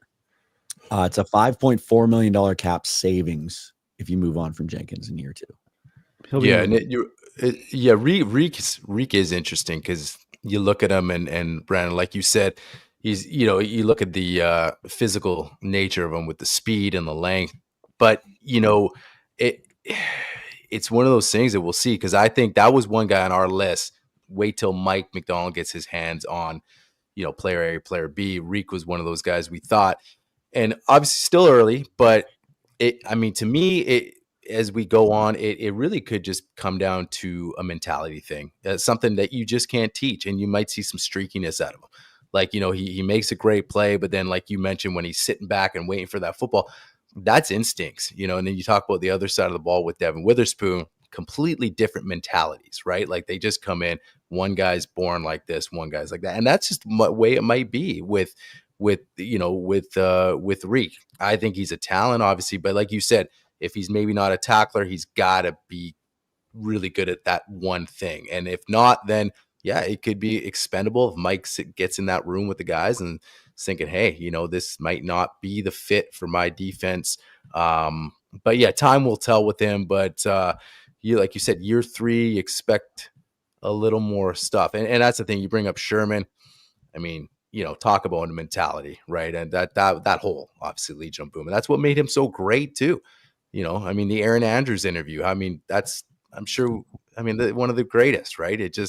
That's just what he brought. He's just that fire and obviously the talent as well. But yeah, so and then I just agree. You guys just threw at everybody. So, but yeah, Spoon, I agree. Both sides there. I see a little more. That was another guy who like, man, he's gonna just level up now with Mike. But I think he will eventually. I think he's gonna fit in, and just because he's a talent. I just love the guy. All right, so I'm gonna throw one up here, even though I think I know where everyone is on this side, but I think it's something that we kind of can discuss a little bit to an extent. Because of our line and the money we would have to commit potentially, or investment in there, whether it's trade, whether it's draft pick, capital, whatever, are we better off going in a different direction at QB, i.e. Sam Howell, or someone more mobile due to Geno being a pocket passer and us being incapable of properly protecting him? Now, I'm going to first say, before everyone goes off on this question and lambastes me with it, even in the comments. What are you talking about? I do really like Geno. I think Geno's done amazing stuff given what he's been having to work with in an O-line with an offensive coordinator in Shane Waldron. I have my view of Geno and where he fits in the hierarchy of, being a quarterback. I think he's good. I don't think he's great, but I think he's good. And I think he works as this team currently works. But if we're going to put money into an O-line, potentially have to extend DK, does it make sense to pay a quarterback that's a win-now quarterback for a team that potentially isn't in that spot? And given the fact our O-line can't protect a guy that can dice you up from the pocket, that's the kind of question I think it is. It isn't more of Geno's incapable of being the guy. I think it's more of is Geno's skill set suited behind the lackluster O-line that we currently have in place? Can I start? Brandon, I'll let you go first because I can see Jackson's kind of potentially fuming over this question. So, number one, let's unpack this really quickly. Sam Howell's not any time of an answer right now or anytime soon. He had better pass protection with Washington last year, a better run blocking, better run crew up there, and he took 50 sacks and 21 interceptions. You put him in a much worse situation, you will get even worse results. So let's toss that one out. You got 94 pressures allowed, which is leading the league. Pressure stats tracked by under 2.5 seconds. Your quarterback is getting hit when he was blocked initially. That leads the league. No quarterback is going to be successful in that environment. Let's add a couple other stats onto that. You got 3 of the top 25 pass catchers and drops in the NFL on this roster right now. You've got 4 of the top 56 offensive linemen and how they're penalized on this roster right now. And the 5th in Stone Forsythe, who's top 100, who, as we said earlier, has been on IR for 2 weeks. The Seattle Seahawks are averaging 3rd and 9 on average when they're in third down situations this year. Tracked by Stat Elias all the way to 1980. That is the longest down and distance for any NFL team since 1980. The run blocking is not there. Everybody goes, run. You got to run the ball. Well, if you're averaging a yard per carry, it's kind of run the ball. Isn't that going to kind of then affect the quarterback too if he doesn't have a run game, especially if that defense can load up, pin the ears back, and rush the passer all day long? This is a really, really tough discussion point. This Geno one has been in the fan base. But the thing that just keeps coming up again and again is I think the lack of understanding from those folks that, and quite frankly, Bryce, even a bit on the being on the line a little bit, Geno, where he's good but not great. I don't think you can make that assessment when there's this bad of supporting cast around him, supporting parts around him, and has been so for 2.5 years. Bad defense lives on the field last year. No run game, no pass protection, an offensive scheme, which has been rudimentary. Grubbs may be pressed by the fact that he can't run his full system. And we can certainly say with Waldron now and with the Bears that he's pretty much looks like kind of a crap-ass offensive coordinator as well, which is what our thinking was when he was here too. Nothing's working in your favor. How do we expect any quarterback to succeed in that environment? And yet, we have a quarterback who's just about led the league in comeback victories the last 2 years, right? And yet we have a quarterback up there throwing for the most passage yardage in the NFL. And yet he is kind of succeeding. That should be, again, it's like DK to me, should be celebrated, should be revered, but instead we've got a fracturing of the fan base where, I mean, I still hear people saying he's trash, is what he is. It's the same things they said 2 years ago, and it drives me up a wall. I'll say this. I think, first of all, any organization, you're doing yourself a disservice if when you get to the end of the season and you evaluate all your options, everything isn't on the table. So you absolutely have to consider all options, including, like, are we better off moving this salary and using it in other places? But I think if you're looking at this team right now, if you have an educated football mind and you're running an organization, you're looking at it like most of us are and saying, look what this team does well and what they don't do well. And oh my God, can you imagine how good this offense might be with a good offensive line? Like how Geno's doing what he's doing at such a high level without that, right? So that's one thing. The other thing is I think a lot of the fan base gets sucked into this assumption that the rookie quarterback contract advantage is something that's necessary in order to turn that corner. I'm on over the cap right now, and you can go to the contract or the calculator for 2025, and in 30 seconds, you can create $45 million in cap space without negatively impacting the roster, in my opinion, and without touching Geno Smith's contract. You don't have to move him. And if you do decide that he's your guy moving forward, as Brandon touched on, and a lot of the commenters are talking about as well, you're probably going to extend him and add a couple of years, and you can drop that cap hit. Right now it's like 38.5. Yeah, you can save 5 on a new deal. $45 million for Geno saves $5 million on the first year of the cap hit in 2025. And just in case people are curious, the moves I made, like, again, I said it earlier, I don't think Tyler Lockett's on this roster. I think it happens very similarly to how Doug Baldwin went off into retirement, where the Seahawks release him and then he announces a day or two later that he's going to retire from the sport, and they've probably worked something out. Tyler's not going to have to pay back his signing bonus, right? They're going to take care of him. He's not going to be on this roster next year. Draymond Jones, I don't think, is on this roster next year. And then I removed Rayshon Jenkins and George Fant. That's all I did. And you can roll some money over from this year. It's $45 million in cap space. And there's other moves you can make too. So I'm just saying that when you, again, we talked about this earlier with DK, when you have a good player, especially at a premium position, a position that historically has been proven over and over again is the hardest goddamn position to find and keep in the NFL, you keep that guy until you reach a point where you have to make a move. And they're not there. I think it makes way more sense to extend him and keep him and commit to him for the next couple of years, because the cavalry's not coming. There's some interesting things about this draft class. I'm going to talk about it on the show this next week with a couple of cool guests, but there's no sure things. And with some other needs on this roster, you're not looking to draft a guy at the top of the draft anyway. I'm going to go to Jacson, but Jacson seems to be hiding a smile there because I think everyone has said basically what Jacson feels on this, but I'll go to Jacson. The only thing I'll add, I'm 100% on board with what Brandon and Dan are saying. There are so many ways to afford Geno Smith that do not have massive detriments to this team moving forward. Here's the part that I feel gets so lost in this conversation about saving money with Geno Smith. Okay. All right. Let's look at the track record of first round quarterbacks going back however many years. I mean, 2021 was supposed to be the year, right? You got Trevor Lawrence, Zach Wilson, not with his team anymore. Justin Fields, not with his team anymore. Trey Lance, not with his team anymore. Mac Jones, not with his team anymore. You can point to a CJ Stroud. Yeah. Phenomenal rookie year. Unbelievable. Everything stayed healthy and worked in his favor last year. This year it hasn't. Geno's been better than him. Purely been better than him this year. The idea that, Geno can't win a Super Bowl, so find someone else. Well, shit. Joe Burrow hasn't won a Super Bowl. Jalen Hurts hasn't won a Super Bowl. Lamar Jackson hasn't won a Super Bowl. If that's your litmus test, fucking Josh Allen, throw $600 million at Patrick Mahomes, because that's the only way you're fucking winning. If you want to move on from Geno Smith and save some money and draft a guy, all right, let's do it.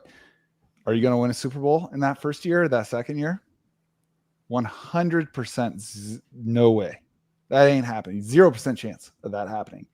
And during that time, you are wasting years of Charles Cross on his rookie contract, Devin Witherspoon on his rookie contract, DK Metcalf on his extension, all down the line, the extension you gave to Leonard Williams, Byron Murphy on his rookie contract, all of these players, Reek Woolen, on and on and on. Jackson Smith and Jigba, Ken Walker, Zach Charbonnet on their rookie contracts. You're punting all of those. And by the time, if you nail the quarterback, if you're that team that is somehow better than the majority at nailing the next quarterback, by the time he's actually good enough to lead you to compete, you have wasted affordable years of so many of your best players. So this is for me, I agree with everything you guys are saying. The one thing for me with Geno, and Dan, I talked about it a bit on your show when you and me were on, is the only thing that I've become concerned with Geno this year, and it's not physical talent, it's not, leadership, it's not any of those things. And I think it's in part due watching back the O-line and how bad the O-line has really been, is some of the decision making, because he has to win the game, because you can't run the ball, you can't do this, you can't do that.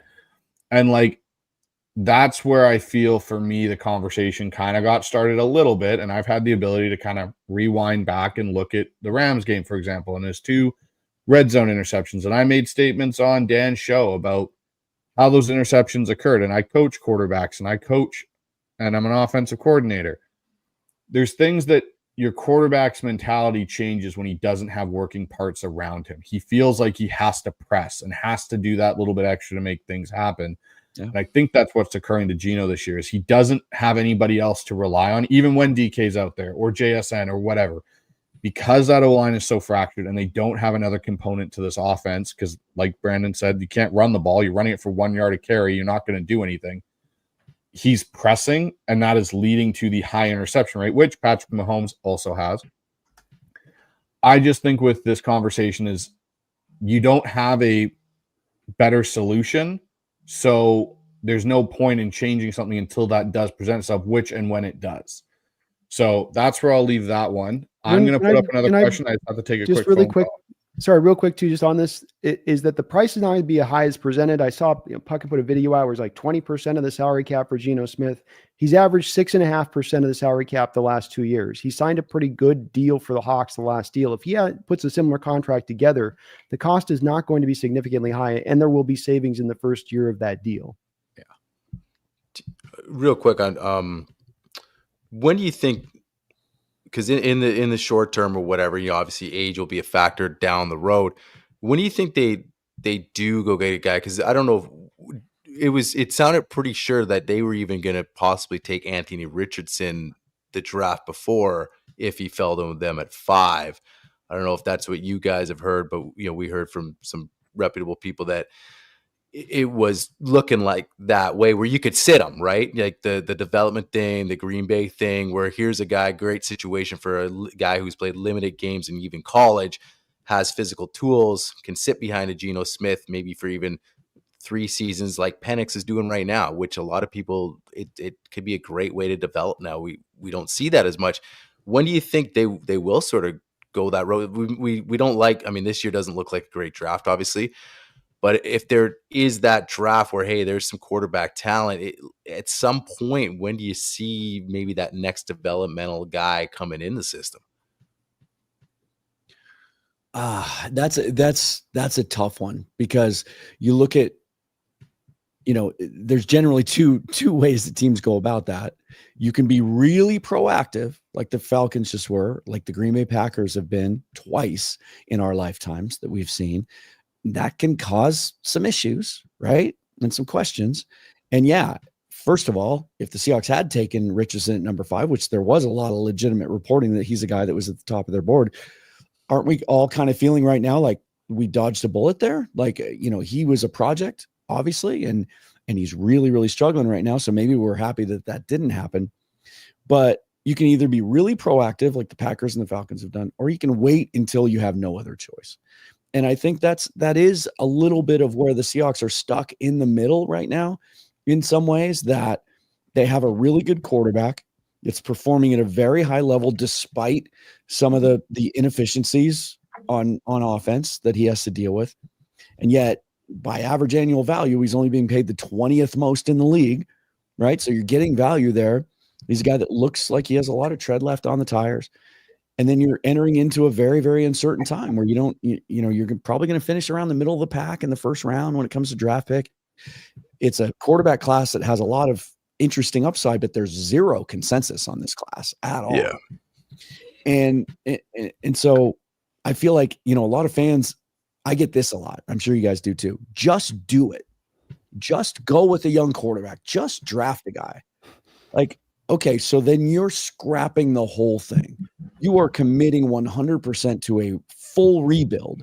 Are you willing to live through that? Because it's not going to happen overnight. So I think where they are now, you have, again, I'll go back to what I said about DK. You have a good quarterback, a very good quarterback that I think could be even more successful given some improvements on offense. Why move on from him unless you have an answer when you think that you might be closer to being good than to rebuilding? And that's where I stand on that. I think I guess to answer the question is, we'll know, right? If you keep Geno Smith for longer term, that question will answer itself. Either Geno's going to help get us to that next level, given some other improvements of the roster, or not. And then it'll become obvious. And you can go be as aggressive as you want to be to go get whoever you need to go get. What I think that's kind of interesting, and what I want to see this team do, is this team does remind me in some aspects of the old Green Bay Packer teams. When Holmgren was there, Mike Sherman was there, and that is, you have a guy, yes, they had Brett Favre, and I get Brett Favre's a Hall of Famer, and I understand that principle, but they were kind of a middling team constantly. They were never necessarily a Super Bowl contender, and they were never less completely a dumpster fire. You were kind of in this middle, this circle, and what they kept doing is they draft guys. They draft quarterbacks, not first-round talents, but they would draft guys, and they would see, like, do we develop them? That's how we ended up with Matt Hasselbeck. They developed Hasselbeck. He came here. They had Aaron Brooks. They had Mark Brunell. They had Doug Peterson and Ty Detmer and all these other guys that eventually got traded off and ended up going other places. And then when they found a guy, Aaron Rodgers, that they bought into and they were at that point, they moved to that. And then they went through the same cycle, and then they got Jordan Love, and they've gone through that. But they developed quarterbacks. They didn't just go, hey, we're going to completely trash this and try and keep swinging for the fences and hopefully we nail a Hall of Famer. They built into it. And even when we ran with our Super Bowl team, we had built the roster. The roster was constructed. It was like, okay, here we go get Matt Flynn, and we're going to take a swing on a third-round rookie that was 5'11" and 200 pounds out of Wisconsin, and we drop him in, and the rookie ended up winning the job, and off we went, and we had a decade of success. Yeah. But we've never continued that kind of philosophy of, hey, let's keep adding a piece to this room and see if it works. Because guess what? If you realize that Geno's great and you develop this quarterback and he shows well in a couple cleanup games or whatever, then you can trade him off and you can get capital back, because there might be another team that's quarterback hungry that's like, hey, we need to go get so-and-so, and we need to go give up the money for it or the draft capital to go get this guy. And so I think you got to keep moving with Geno unless you find another option. And I think the other point is, if this season bottoms out and we, like Jack said earlier, only win 5 games, at a point, do they turn and say, hey, well, let's see what Sam Howell gets and just throw him in there and see? Because I think that'll tell everybody what their kind of thought process is going into 2025. So it'll be an interesting discussion, and we can keep going round and round in circles about it. But I'm going to throw this one up, and we'll get kind of just a quick go before we get some more questions, before I know everyone's probably got other things they want to do because we've been at this for 2 hours. What are the cornerstone players that you need to keep going forward? Oof. Let's go let's name 10 guys. I think cornerstone, we've had the discussion before about blue chip, right? I think we've all talked about that on our show. I think that's different. I think blue chip is a guy that's universally regarded as someone that's near all pro level, like star level. I think foundational cornerstone, I think that's different. I don't think it's like, I think Derek Hall, who I mentioned earlier, is a good example of a guy that you want to be in the program long term. You want to extend that guy and you want to have him around. And so let's see, I'll give him a couple on the defensive side, and then we can kind of go through. I think obviously start at the top, Byron Murphy, right? I think Leonard Williams, even though he's an older player, he's a cornerstone. I think Mafe and Hall, those 4 guys up front. Nwosu, we'll see. Like, he's got to come back healthy. And just a reminder that little salary cap exercise I did earlier didn't even touch his contract, right? A lot of people think we need to move on from him because of the injuries. Don't have to. Can keep him. And I think he would fit really well in this system. And so he could. Witherspoon's obviously one. And then I think the jury's out on Ernest Jones. I like what I've seen, and they certainly think of him that way. I think he certainly can be. All those other guys in the secondary, as much as I might like them, I don't know if any of them have proven to be worthy of calling them a corner yet, unless I'm missing someone. So just taking a peek at the defensive side of the ball to get things rolling. Those are the names I would throw out. I'd go up. Same thing with those guys. Obviously, DK, Cross, Abraham, Lucas, Walker. I love Walker's talent. I really do. But paying running backs, especially paying running backs with an offensive line in as much disrepair as we've had, I'm on the. Especially we got to pay him this offseason. That's going to maybe provide some hesitancy for me. It has nothing to do with Walker. It's more about the conditions we're putting him in, because there's been a bit of a rule of thumb proven by this one. So I would probably put that to about there. I love Jacson Smith's talent. I do, but I have some worries here that if you're going to run a spread style system, that means more receivers out to the edges, meaning there's more of an emphasis for receivers to have to run block. It's not a matter of like, well, if you can kind of do it as a secondary skill, it'd be nice. You must be able to do it. And with Jacson Smith on tape on a weekly basis, unfortunately, he just does not hold up as a run blocker. So I'm a little worried with him on that part. I know that goes outside of what the main job is of what he has to do, but I don't know if you can, especially if it's going to restrict your offense and how you can run it at times, if it's going to be that much of a kind of negative. Now, he was better this last week, and Mike's talked about challenging him in that way, but if he's going to be one of those cornerstone guys, that's got to be a part of his game that does step forward. If you're going to run the spread style system, if you want to go to more traditional NFL kind of offenses and less of the air raid stuff, then you can do that. But those would be my guys. Yeah. The way I view this question is, do I want these guys on the team in 2026? Quarterback, I want Geno there, I think. I mean, he's older, but he doesn't have the mileage of other quarterbacks that are his age. Walker, I think Brandon makes a great point. Like, God, how much do you pay a guy who, if you can't block for him, what can you do? that guy has stolen so many yards in his career that other running backs aren't going to do, and running backs aren't that expensive. I'd like to keep him. DK, obviously, y'all know how I feel about that. Brandon makes a good point with Jacson Smith and Jigba. Where we probably differ is I don't really give a rip. If you're good enough as a receiver, then, blocking is a bonus. Like, obviously, it's great if you can do it. I don't really care. Tyler Lockett hasn't blocked anyone effectively in his entire career. He's been awesome. On up front, it's Cross and a healthy Lucas. If Lucas isn't healthy, he's not on that. Defensively, agree with Dan. All four of those guys up front. Hopefully, Ernest Jones. And then the secondary, it's for sure Witherspoon, and I think Julian Love, and I think Mike McDonald recognized that immediately. That was the first extension made in the Mike McDonald era. It didn't take him any time to realize that he wanted Julian Love to be back end, and then you make sure Michael Dixon is your punter. Oh, good one. Yeah, I like the Dixon one. Number 4. Yeah, man, it sounds like that's a lot of guys, and I think that goes back to just all the offseason talk about what we feel like the amount of talent that's on this roster currently. Like obviously gaping holes with the linebackers and the offensive line, and so if people are saying, hey, is this a gut it down to the studs and rebuild? I think we're on the side of let's make this offensive line a huge focal point. We get this down because it's hard to evaluate everything else, right? Like you said, like Ken Walker is awesome. What price can you get him for? And then, but does that matter if your O-line still has a ton of issues, right? So I think, seeing how this plays out the rest of the year, I think we know what the line's going to be like.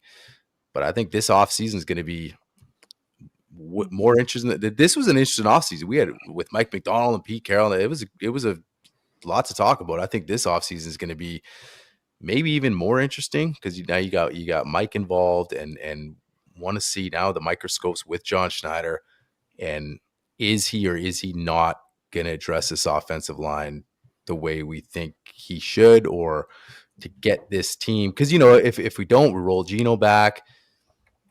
Do we expect different results? I think we all agree it's going to hinge on that O-line. He can do it if he wants. Look at the Chiefs did when they had the Tampa Bay Buccaneers lost in the Super Bowl, where you got Mahomes running for his life that whole game. You lost Schwartz, you lost Luke Fisher, your right tackles. You had other guys on the inside retiring. What did they do that offseason? Orlando Brown trade. We're going to draft Creed Humphrey. We're going to go pay the money for Joe Thuney. We're even going to go bring in Austin Blythe, who didn't even start for him. They spent $4 million on him, not to start like we would have done, but to be a backup.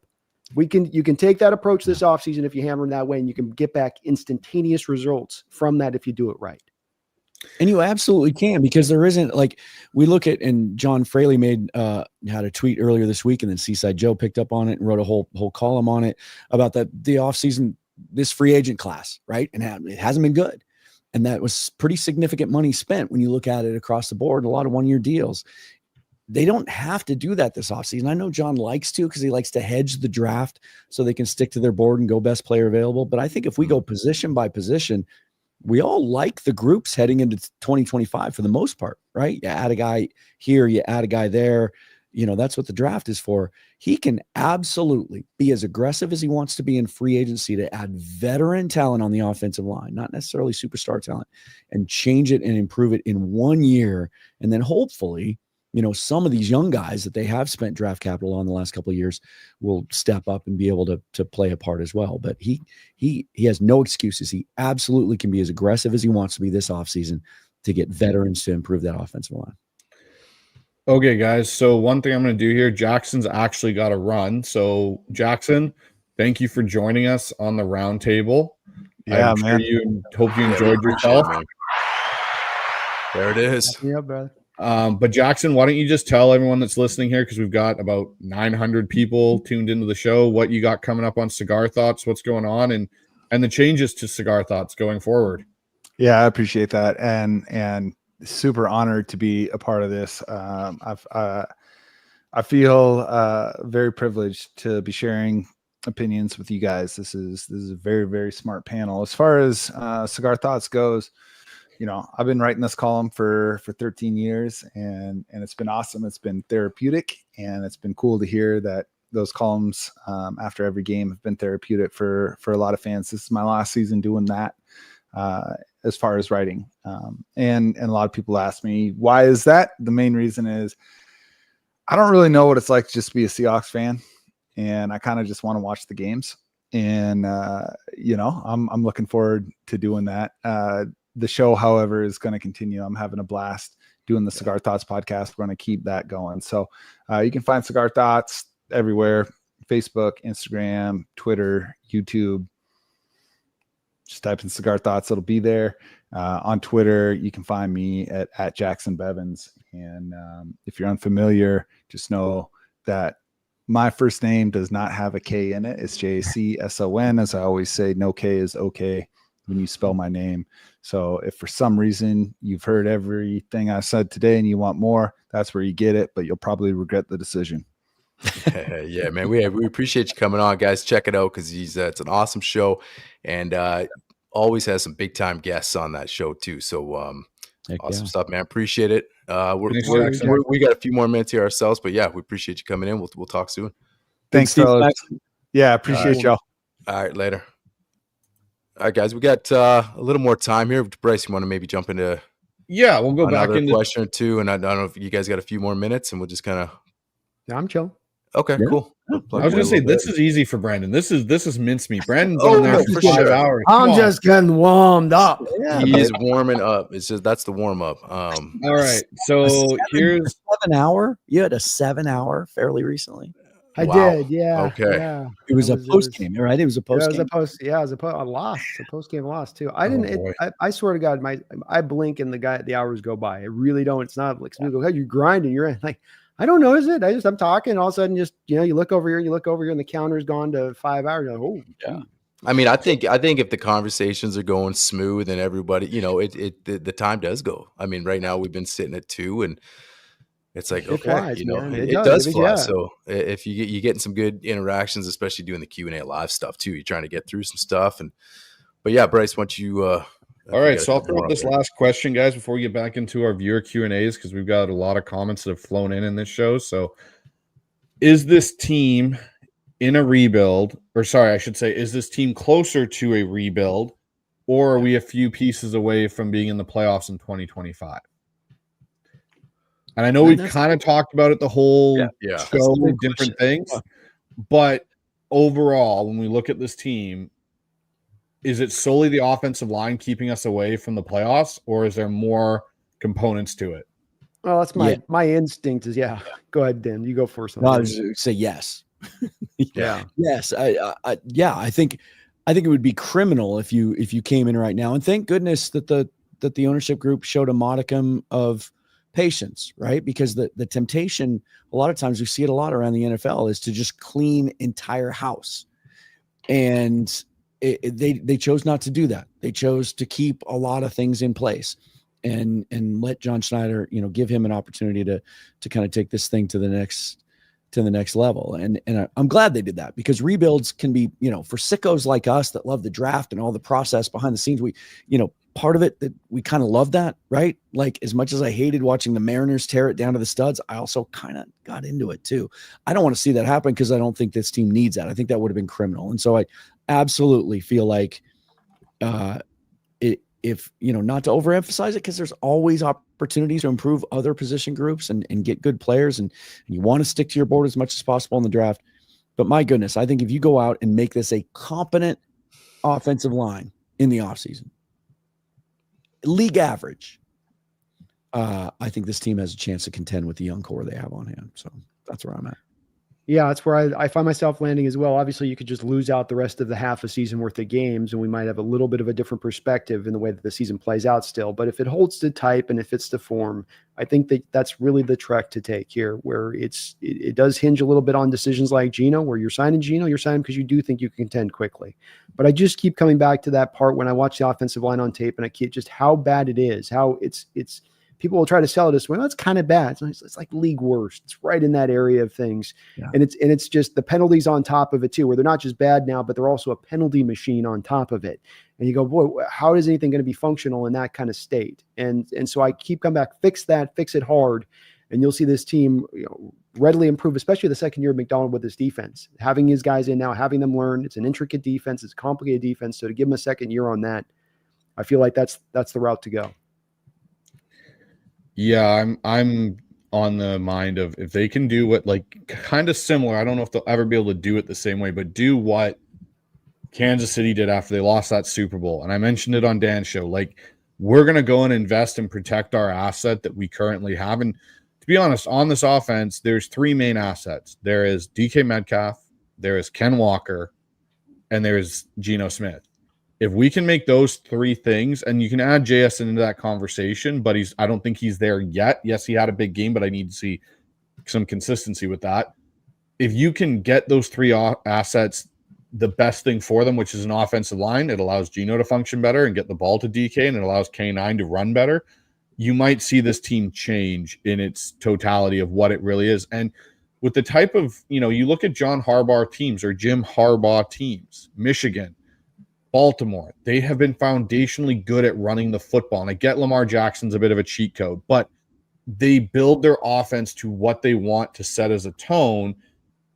Chargers have Justin Herbert. They had Keenan Allen. They have, okay, we're shipping out Keenan Allen, Austin Eckler. We're going to bring in some running backs that are cheaper. We're going to invest in our offensive line.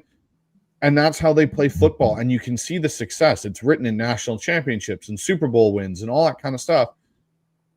It's something the 49ers were trying to get back after they lost Jim Harbaugh and they let him go, was that sense of attitude, because they became a doormat because of it. So I think that's what Mike McDonald wants. And I think having a full off season and, going to John and saying, hey, look, we don't have this. I need this. Give me this. Might be a little bit more of a positive boost in putting this a few pieces away from a playoff. Now, we're not saying Super Bowl, so everyone listens. We're saying playoff potential team than a rebuild. Ryan, where are your thoughts on that?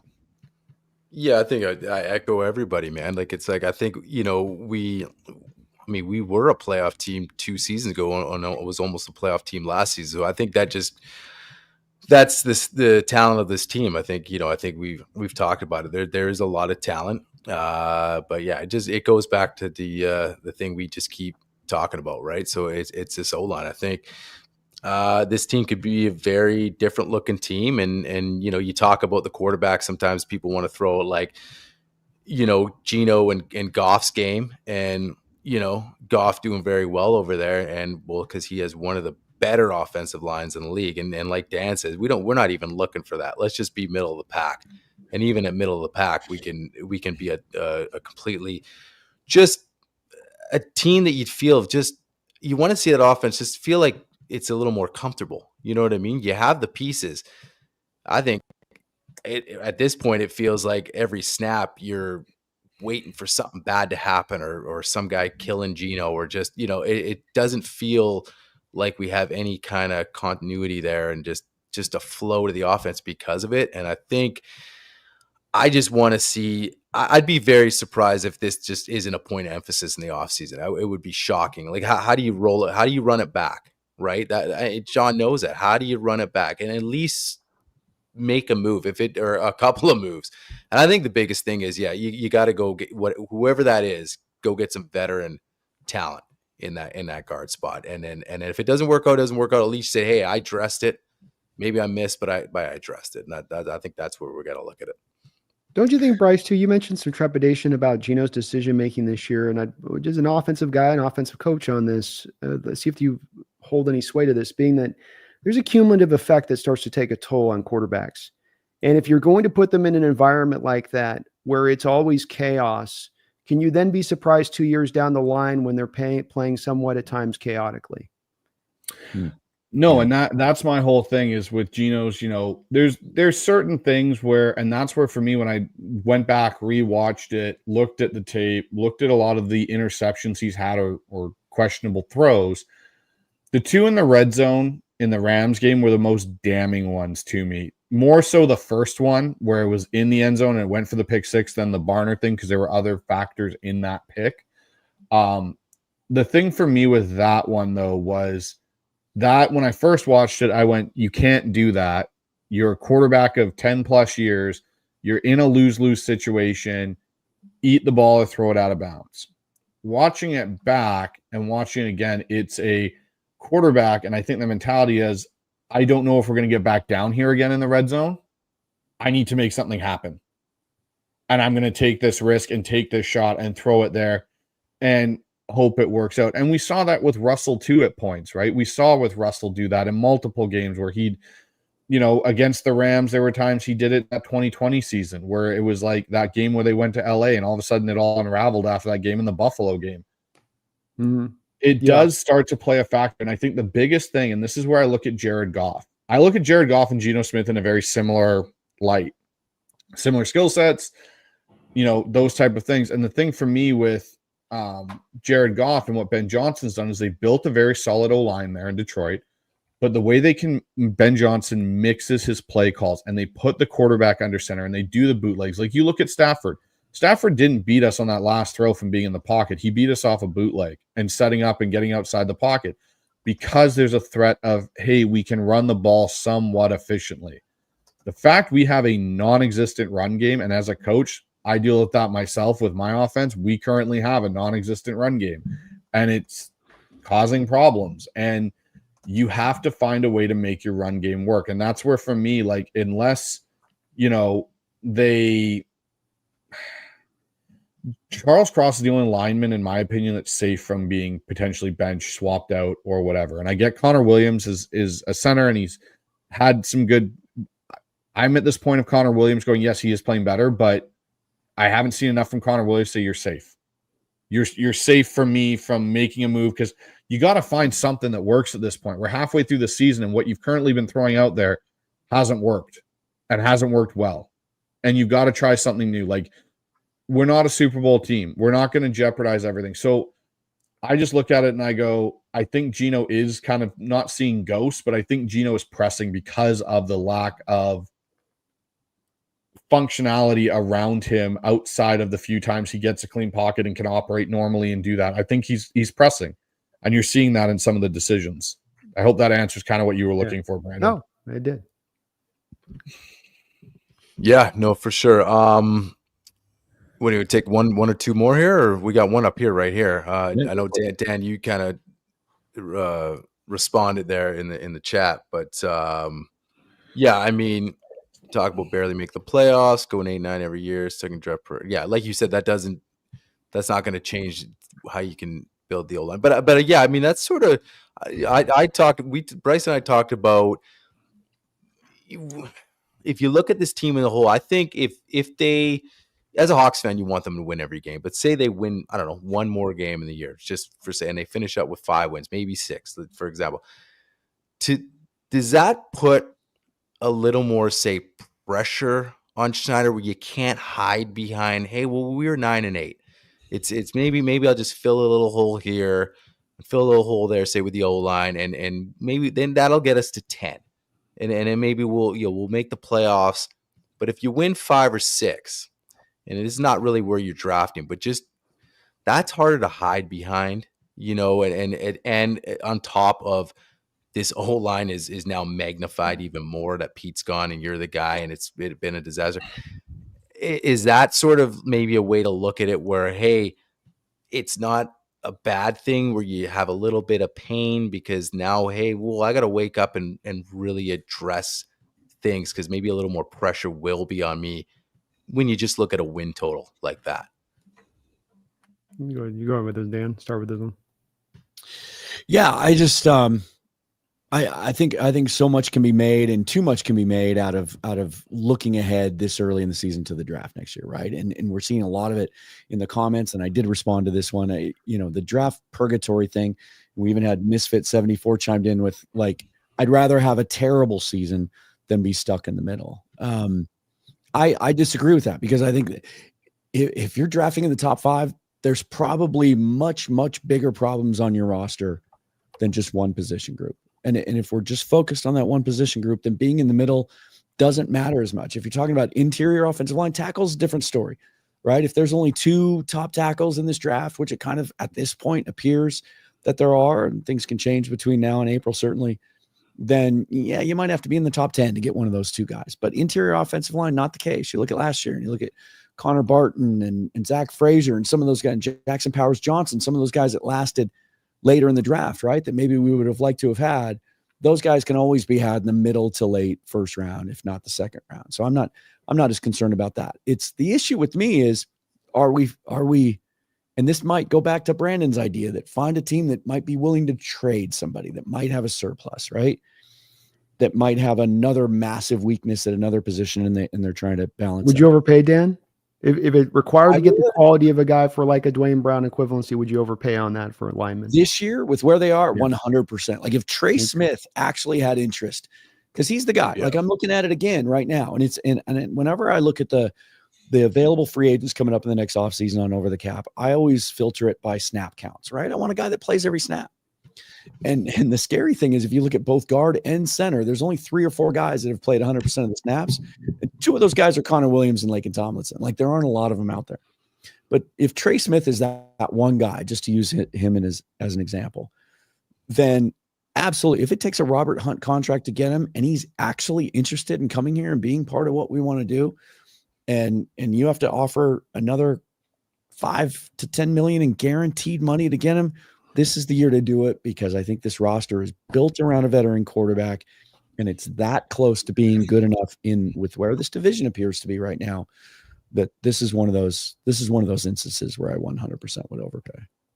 Teams get stuck in between for a variety of reasons. It is the worst place to end up as a football team, I would say, because when you're stuck there, you can be stuck there for decades. Cowboys, the Saints on their yearly basis. The thing that I say about this as well, though, is that it's because you always refuse to ever get to a rebuild point. Every year is about, we can go for it this year.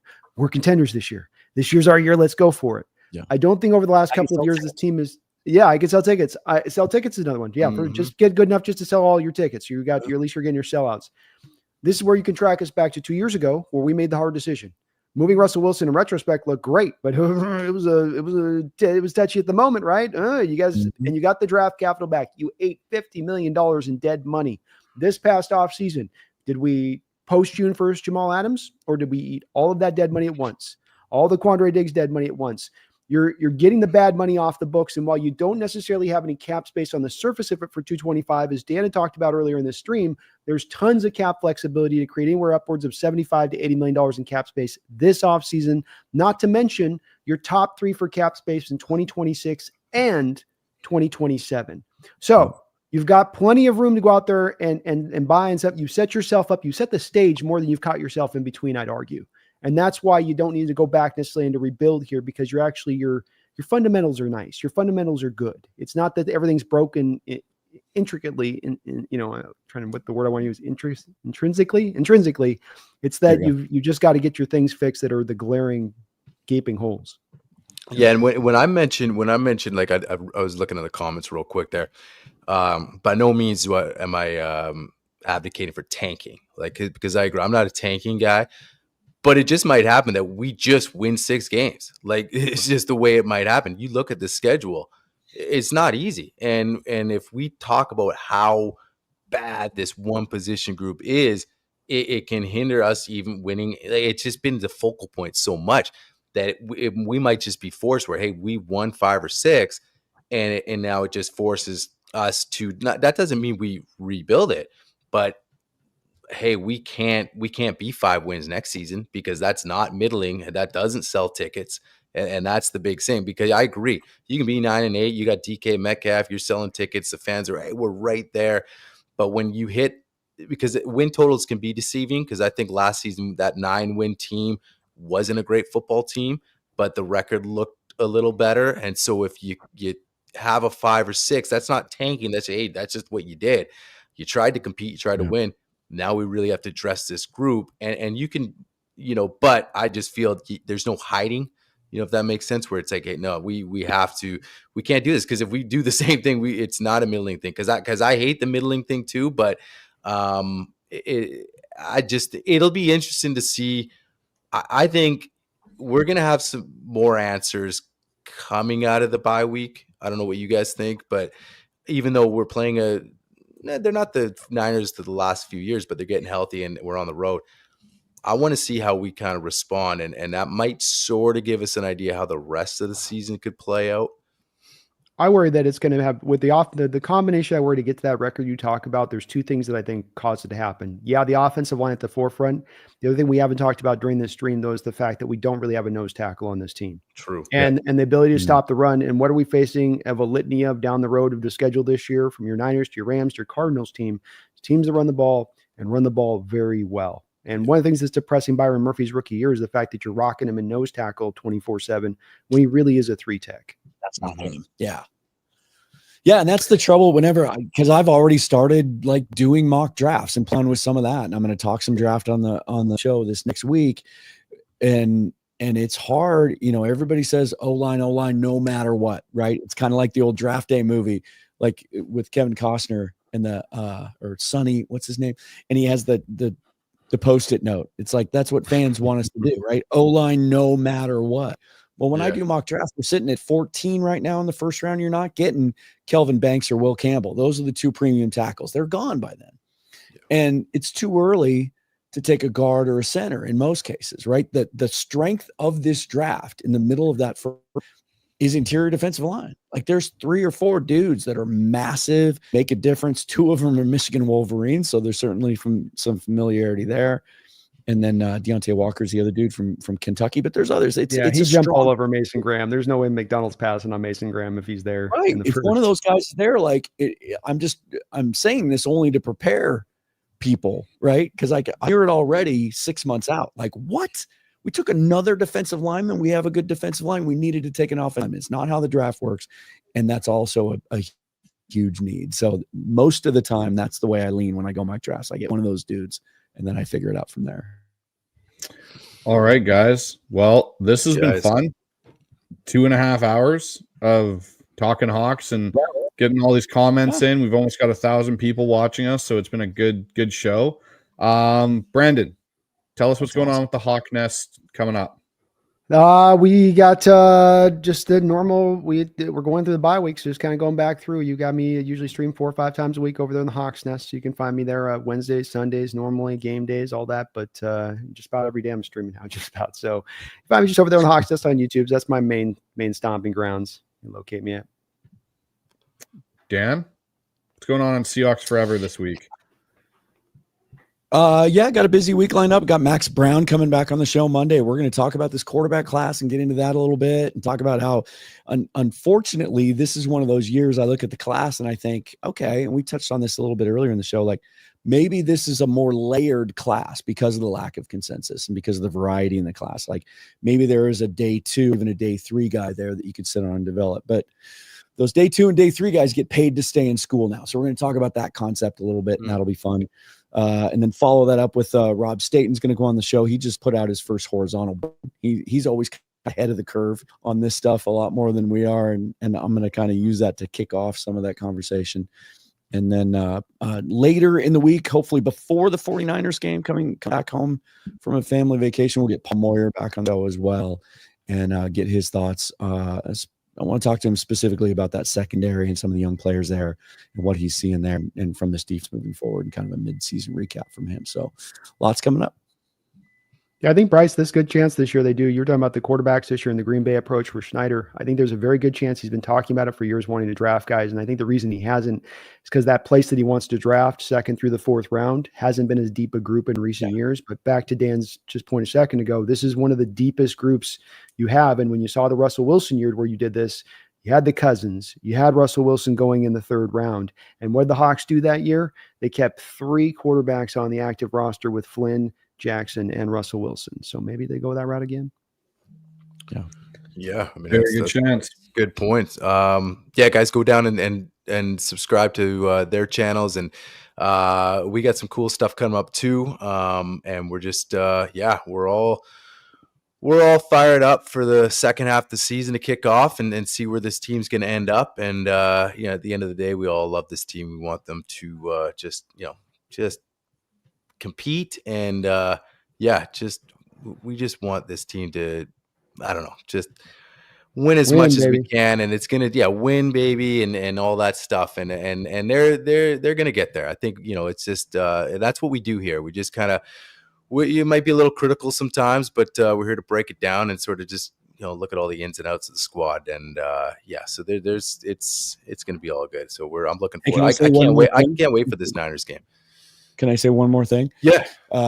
Bryce, you mentioned there's up to 1,000 viewers of the live stream. That's awesome, especially considering the fact that I know I had some technical difficulties trying to stream it to my site. But so every one of you that's watching this, if you enjoy what you're seeing, subscribe to the Hawk Zone Rundown and subscribe to Bryce and Ryan's channel, because if there's 1,000 of you, 1,000 subscribers is a huge deal on YouTube. It's a big threshold for a channel to get over, and they're very close to doing that. And they've been doing some great comments. So if all of you get over there and hit that subscribe button for those guys. Doesn't cost you anything, guys. It's free. Well, we appreciate the support, guys, and it's been an awesome show. So, guys, that's it for us tonight. We appreciate everyone coming on, guys. We appreciate you, Brandon, Dan, and we will be talking to you guys in the future for sure. Go Hawks! Thanks for having us. Go Hawks! Go Hawks! Thanks for having us.